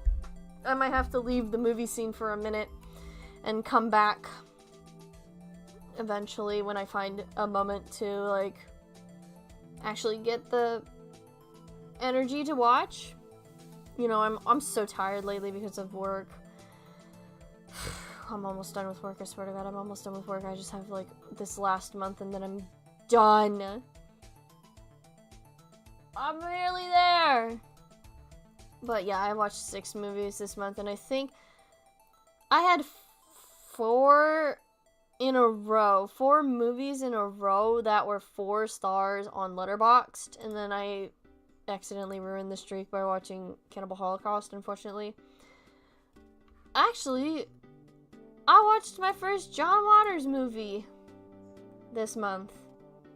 Which is a surprise. It might be a surprise to a lot of you guys to be like, wait, you haven't watched a John Waters movie until this moment? It's like, nope, I have not. I should have, though, watched it sooner. Because I love John Waters as a person. He's pretty cool. I watched Pink Flamingos for the first time, which is a movie that I had been avoiding for a very long time because I knew how it ended, and I knew it would make me sick to watch it, but I wanted to watch it because I've been dying to watch a John Waters movie for the longest time, and I just didn't want to watch, oh my god, what is that musical that he did? Was it Hairspray? Hang on. Hairspray. Yeah. Hairspray. I didn't want to watch Hairspray. Even though I'm a musical nerd, I just didn't feel like watching that.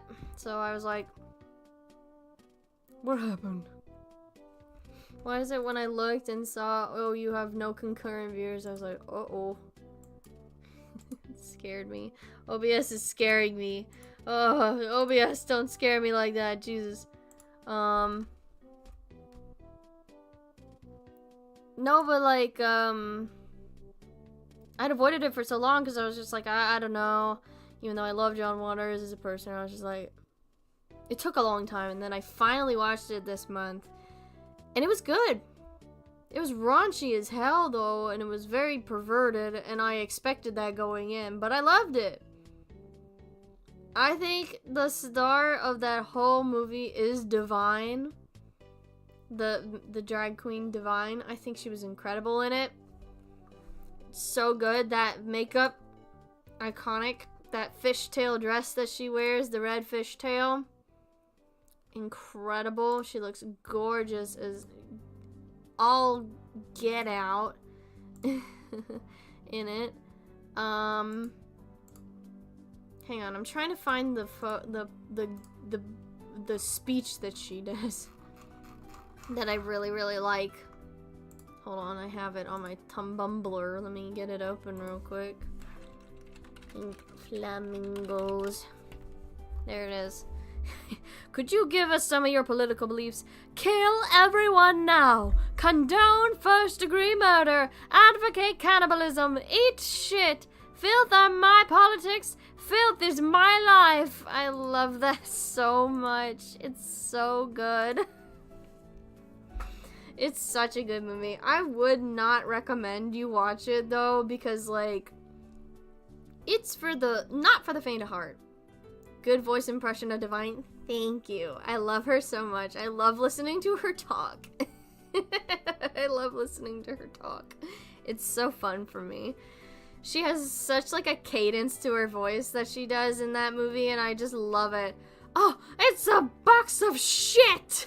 Someone has left me a box of shit in my house!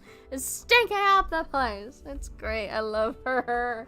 I love that movie so much. It's so good. But it's not for the faint of heart, though. There are a lot of things in it that is just hard for... There's a on-screen fellatio. Some man twitches his asshole. There's a lot of sex stuff in it.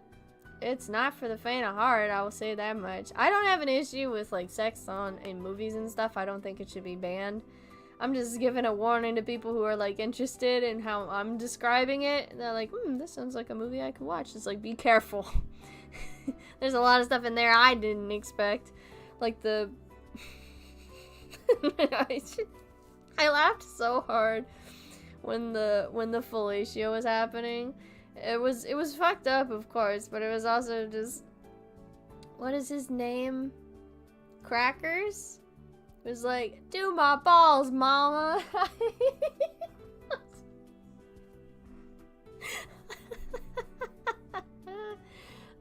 That line made me laugh so fucking hard. It was great. My god. Anyway, I need to watch more. I need to watch, what was it, Female Trouble? Female Troubles? Because I want to watch Divine say cha-cha heels. I better get my cha-cha heels. That's definitely a sentence you said. Yep. That's definitely a sentence I said in the movie.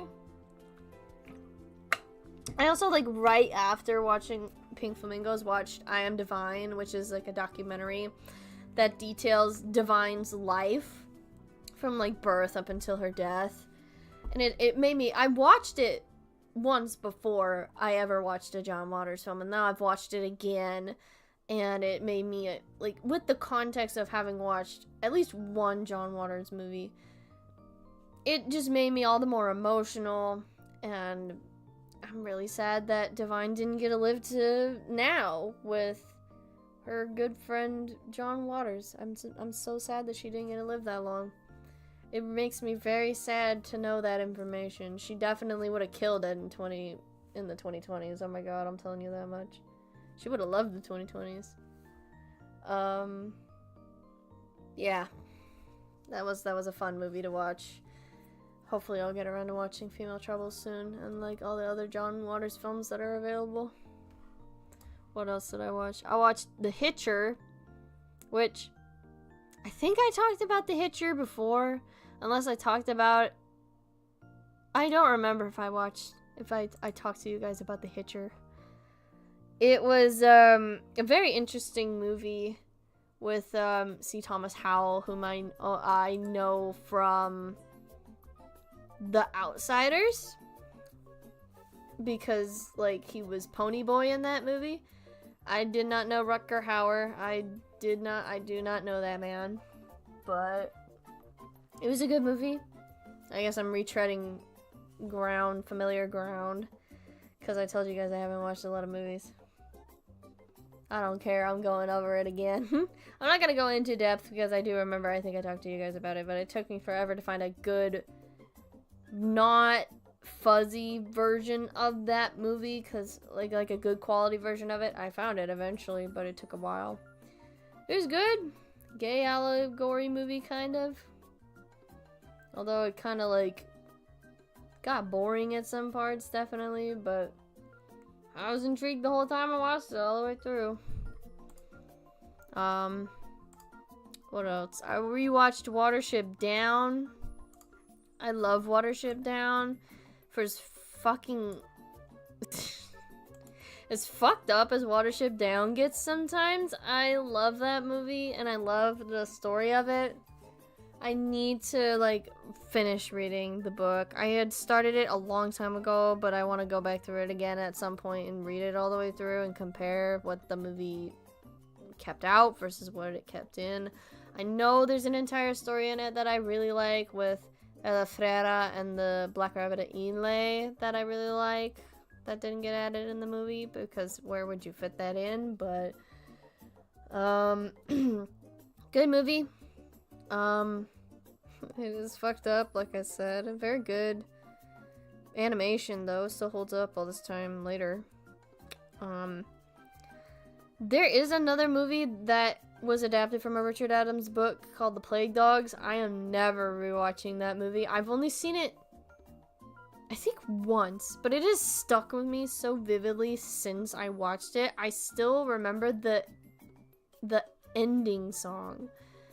I don't feel no pain no more. Like I still remember.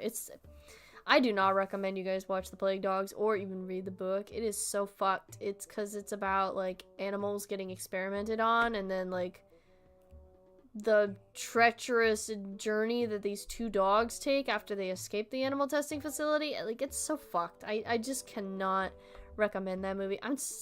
Or the book, because it's just so graphic and hard to, like, watch or consume. It's just so, oh, it fucked me up so bad that when I watched it, I was like, oh, this ruined my life, actually. I'll just read the Garfield version of it then. There's no version. What? There's a Garfield version of it? I hope not. The Plague Dogs is just rough, dude. I wouldn't recommend it at all. God. Watership Down, I can recommend a little easier than I can Plague Dogs. Plague Dogs is just so bleak. At least in Watership Down, there's something to, like, give it pep, I guess. I don't know. Then before I watched, like I said, I didn't watch a lot of movies this month. I watched The Substance, or like I finally finished it. Garfield's 9 Lives, one of Garfield's 9 Lives, from what I believe is a Plague Dogs reference. I believe. Is it? That's crazy if that's the case then. Oh, no, I know what you're talking about. Yeah, no, I think I remember that. Yeah. Well, I guess you should. I guess it's like a... I don't know if it's a more PG version of it, but, like, I wish you all the best in, reading it. But yeah, I finished The Substance, because I think I said I had started it, and then I was in a bad headspace for it, and then I came back to it and finished it. It's a good movie. It definitely, like, went in and achieved what it was trying to do with flying colors. Like, its messaging, its themes, and all of that. There's a lot to dissect in that movie, and I liked it. I thought it was pretty good. I think Demi Moore did a great job in that movie, as well as Margaret Qualley. They did great in the dual roles of Elizabeth Sparkle and Sue. It's just a tough movie to, like, watch if you're in, like, a specific headspace where it's just, like, you know what I mean? It's just, like, rough in some parts, but it has a good message in it. It has good messaging, and it definitely is worth a watch if you can handle it. There's also just a lot of, like, uncomfortable shots in it that just made me just go, like, and a lot of, like, sounds that just made me want to, like, claw my ears out. I was just like, for the love of God, stop! The body horror in it is interesting. I get, if you're not used to body horror, then it would be a lot more extreme for you. I've seen my fair share of body horror movies over the years, against my will. I don't like body horror very much, or gore. So, I was immune to it for the most part. But, it was still rough, nonetheless, in certain parts of it. Yeah, it was a good, there's not a lot I can really say about it. I like body horror, tasty stuff, then, well, I would take heed to watching The Substance. There's a lot of stuff going on with it. I would suggest looking up like trigger warnings before you go into it. It's not just like a body horror film. There's a lot of talk about like aging and what it means to be like an aging woman in society and your worth in society, especially if you're in the public limelight. And like there's a lot of overt sexual stuff too in it. A lot of shots of butts and boobs, and like it's not objectifying by any means when I talk about that stuff. It's not like, you know, through the lens of like a man, because the director's a woman. It very much is like it has a point in why those are the specific shots that are being that are lingered on, you know. Now I'm thinking about Jurassic Park again and how the movie is inferior as heck to the book. I have never read the Jurassic Park book. I know it's more technical than the movie is, and there's a lot more scientific jargon in it, and like more scientific in-depth look into it as opposed to the movie where it's more just like an action. I recommend the book. It's really, really good. So I have heard. I don't know if I'll ever get around to it. Because the thing is like, I love dinosaurs. I was super hyper fixated on dinosaurs growing up. To the point where I was like, I had a whole bin of dinosaur toys. And I still think I do. They're like somewhere in my house. I was constantly watching the Land Before Time movies. Over and over and over. I watched Jurassic Park maybe a grand total of like twice. And I did not really like it. Because it didn't scare me so much as which is crazy for tiny me, to not be scared by the velociraptors in Jurassic Park, but to be scared by Bigfoot, of all things. Yeah, I'm not scared of the scary little velociraptors. They're just doing what they can to survive. But Bigfoot, on the other hand, oh, that guy's gonna fucking kill me if he gets in my house. I believe Bigfoot was real. I knew the dinosaurs were dead, so I knew they couldn't get me. Weird logic for kid brain, but you know, such is life, unfortunately. But yeah, I was never really a fan of Jurassic Park, but I did like the idea of what Jurassic Park was, which was like a science facility that like researched how to bring the dinosaurs back and just kept them in like a facility or whatever that wasn't really open to the public. Like I don't know, I have a specific view of Jurassic Park in my head where it's like this like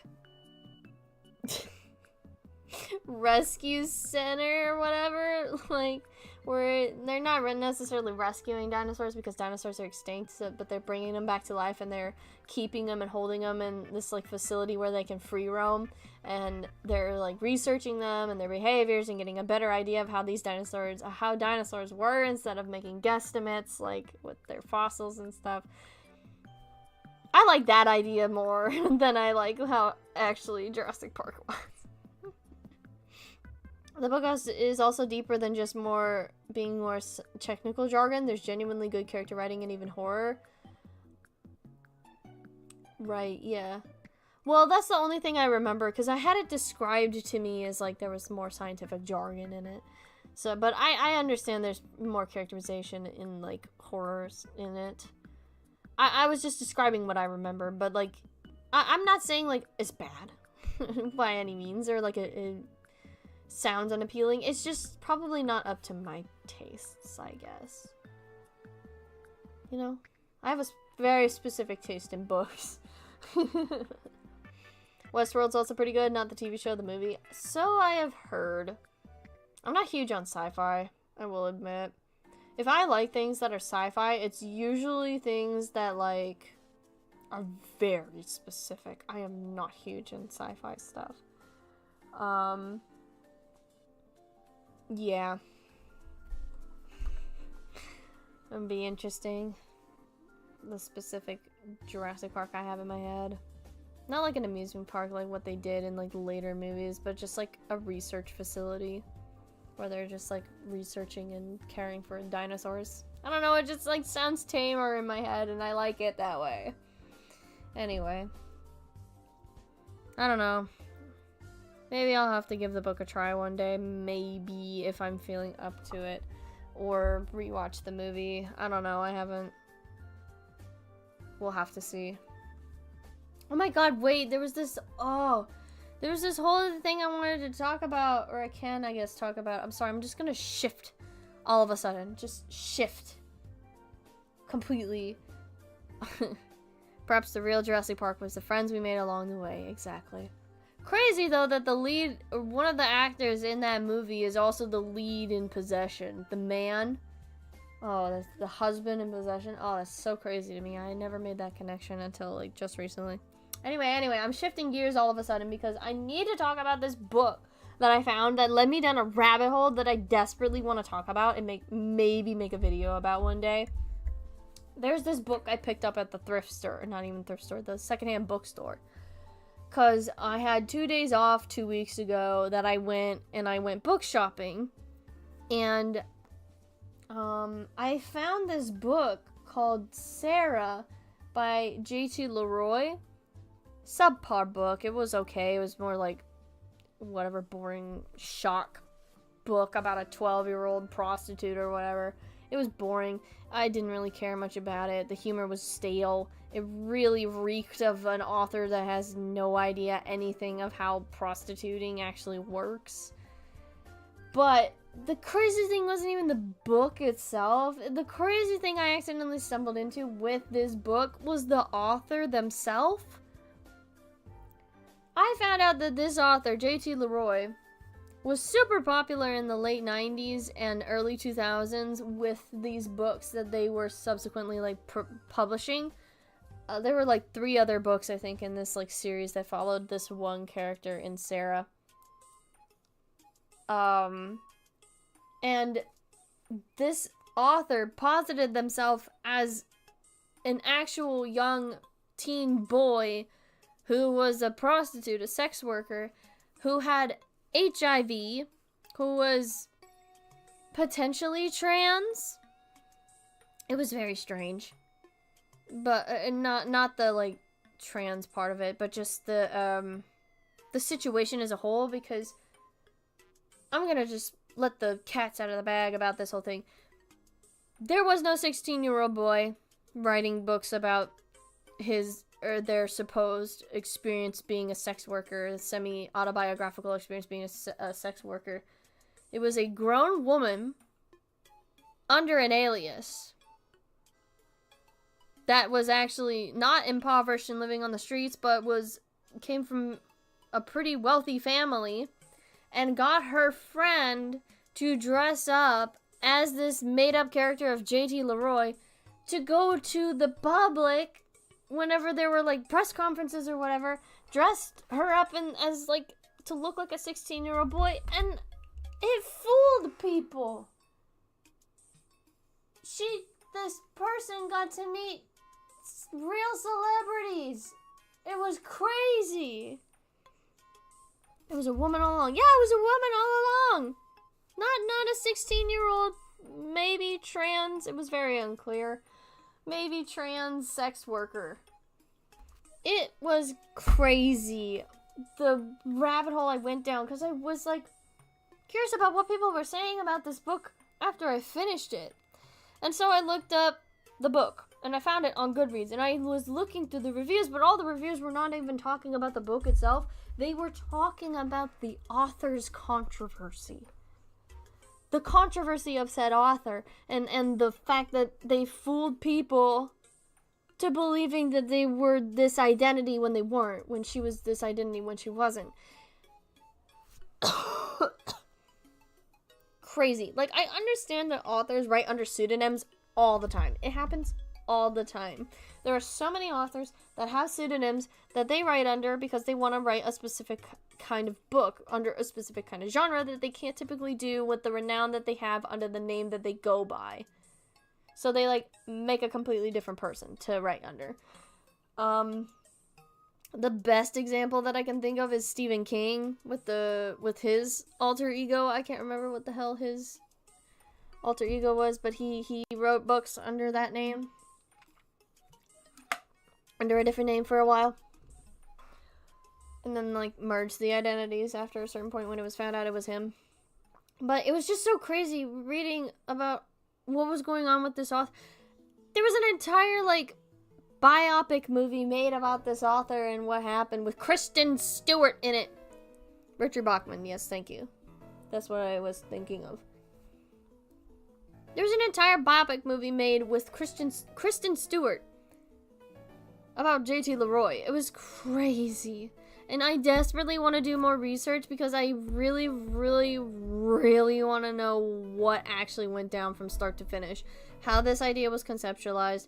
How they decided on who this character of JT Leroy would be. How the two, who decided, like, well, who would do what, who would do the writing, who would go out and do public press releases and stuff. And then eventually how it came out that JT Leroy wasn't who they said they were, and then, like, the downfall of that. I want to know all of that, because it's just so baffling to me. This mediocre subpar book that I found randomly at a secondhand bookstore has unlocked a whole bunch of controversy I didn't even know existed. It was baffling, and I love it, and I want to know more. And I will know more. I'm going to do the research into it. I don't know if I'll ever make a video about it, but I may just do a whole dedicated, like, conspiracy board stream where you're just gonna, you guys are just gonna watch me gradually lose my mind and Pepe Sylvia it. And just, like, there was no JT Leroy! Oh my god, but yeah, I did not care for that book. It was just so subpar, and I want to get rid of it, but I'm not gonna get rid of it until, I eventually do all this research, because I don't want to forget the author, because I'm very prone to forgetting things very easily unless I, like, have it in front of me. It was the same thing with, like, when I tried to do the Call Me By Your Name video, where I was just going to, like, express how much I did not like that book, because so many people have already talked about how bad the movie is, and I just wanted to talk about how bad the book was, and then I got rid of it and forgot. Yeah, honestly, with how little trust I have in people, I wouldn't use my real name for a story either, which is fair. I mean, I'm using a pseudonym. Quartz is not my real name. But I want to assume a different identity online because I don't want people knowing who I actually am, you know?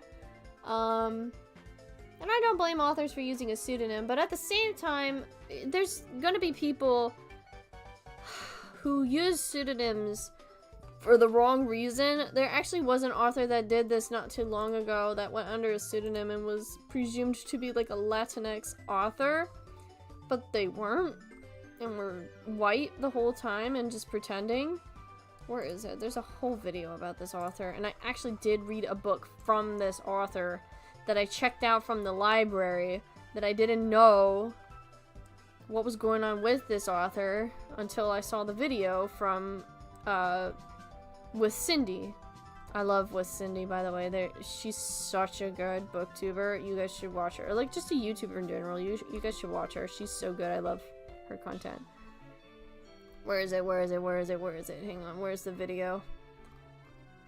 Freya Moon? Freya Moon. It was Freya Moon who did that. Faked being Latinx for the sake of,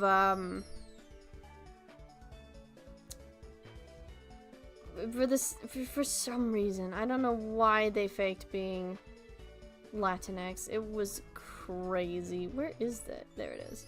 Yeah, with Cindy's video is titled, "This author was caught faking their race with multiple identities.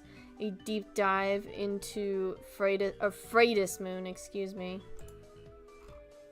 It's a good video, and I highly recommend it. But yeah.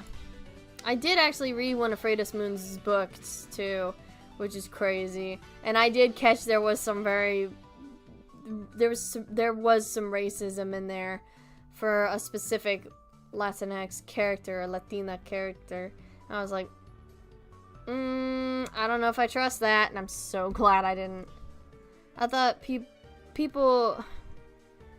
I thought Latinos hated being called Latinx. Well, that specific person was referring to themselves as Latinx, so it's on a case-by-case basis Like, you can't speak for an entire community. It's like, there's some people that would rather be referred to as Latinos. There's some people who don't mind being called Latinx. It just depends on who the person, like, what they want to be referred to specifically. Like, that person in specific was referring to themselves as Latinx. So, like I said, I don't want to put an assumption on an entire group of people because there's, like, specific people who aren't okay with it. There are people who are okay with it. It's, like I said, it's just a case-by-case basis. So, yeah. In any case, I did read that one, but I was just... ugh.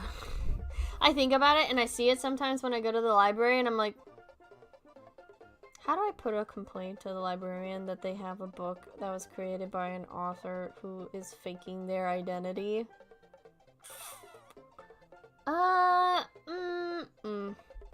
Okay, I choose not to use Latinx because of how negative the reception was for the term, and I want to avoid accidentally saying something to upset someone else. That's totally fine. That's totally fair.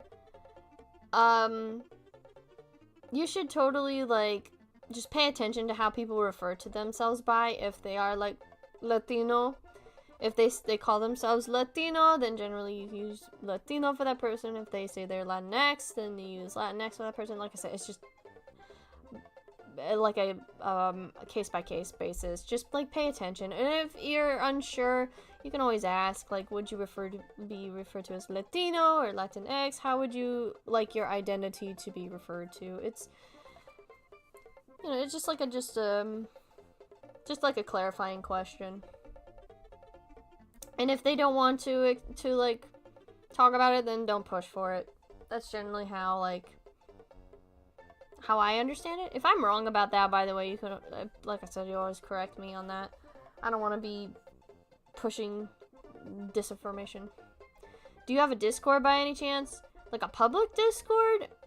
I mean, I have a Discord, but it's like for close friends. We don't have a public Discord server yet. I know we set a goal for 250 subs on this channel to have a public Discord server, and I haven't gotten around to making it for this channel. And I feel really bad about that because it's so hard to set up a Discord channel, or like a server rather.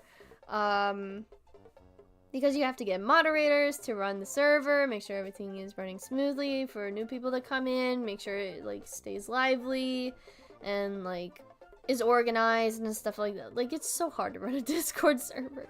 I say as I have run many Discord servers in my life. So, like, I'm just kind of procrastinating on it currently, but there will be one eventually. When I get it set up, though, I am going to put out, like, a call for people who want to moderate, but I'm only going to make it 18 plus. Moderators who are like 18 plus, because I do not want a 16-year-old running my goddamn server. No, 18 plus or even 21 plus even. I don't know if I feel comfortable with an 18-year-old running the server either. We'll have to see. Maybe 21 plus would probably be the better choice actually. So we'll have to see. That's for moderators though. It's probably gonna be like 18 plus server, because I don't feel comfortable with younger people in my server, because I don't want younger people to get exposed to like all sorts of inappropriate shit, you know what I mean? I've heard too many horror stories of Discord servers and how they can go wrong at all times. Okay, so anything else I want to talk about? Anything else that I can think of that I might forget eventually? I never intended this stream to be long. Excuse me, God, I'm having a hard time talking. I never intended for this stream to be long in the first place anyway. So, I think I'm gonna wrap it up here for today. Next week's stream, don't count on it completely being we're getting back into Life is Strange. It's all good, Quartz. You have a good night. Thank you. I don't know if we're gonna go back to Life is Strange immediately. I'm still trying to feel it out because I'm still having a bit of a rough time mentally. Maybe we'll go back. Maybe I'll play some Baba Is You. We'll see. I will decide that. Maybe I'll take another break. I don't know. I haven't quite decided yet. I'm in this weird space currently where I'm in the middle of a job hunt, and I am in the worst possible mindset when I do that, when I go through job hunts. I am like a wreck. So I'm a mess as of current. But yeah, we'll see. Keep your eye out on the community tab. I will keep you updated on there about what we're going to be doing for stream next week. And yeah, thank you all so much for coming out to stream tonight. I appreciate you guys listening to me just yammer on about anything and everything. It's always fun to talk. Make sure you get something to eat if you haven't eaten anything yet. Make sure you get something to drink if you haven't drank anything yet. Make sure you take your meds. If you have medication you need to take, please go take that right now, actually. Go get some water. Take your pills, please. That's very important. No matter what it's for, birth control, depression, anxiety, maybe you have a personality disorder you need to take medication for, schizophrenia, anything. Any kind of mental illness that you're taking medication for, if you have it prescribed to you, go take it right now. If you are currently in school, make sure you go do your homework or study for that test. Better to do it late than never, as I always say. Make sure you pet your pets, water your plants, take a shower if you haven't yet, brush your hair, brush your teeth, do what you need to do to take care of yourselves. Just know that I love you and I care about you, and there are people in your life that love and care about you as well. And I will see you guys, hopefully, next week. Bye! Bye, everybody. Goodbye. Bye. Bye, bye, bye, bye, bye, bye, bye. Goodbye, my friends. Goodbye.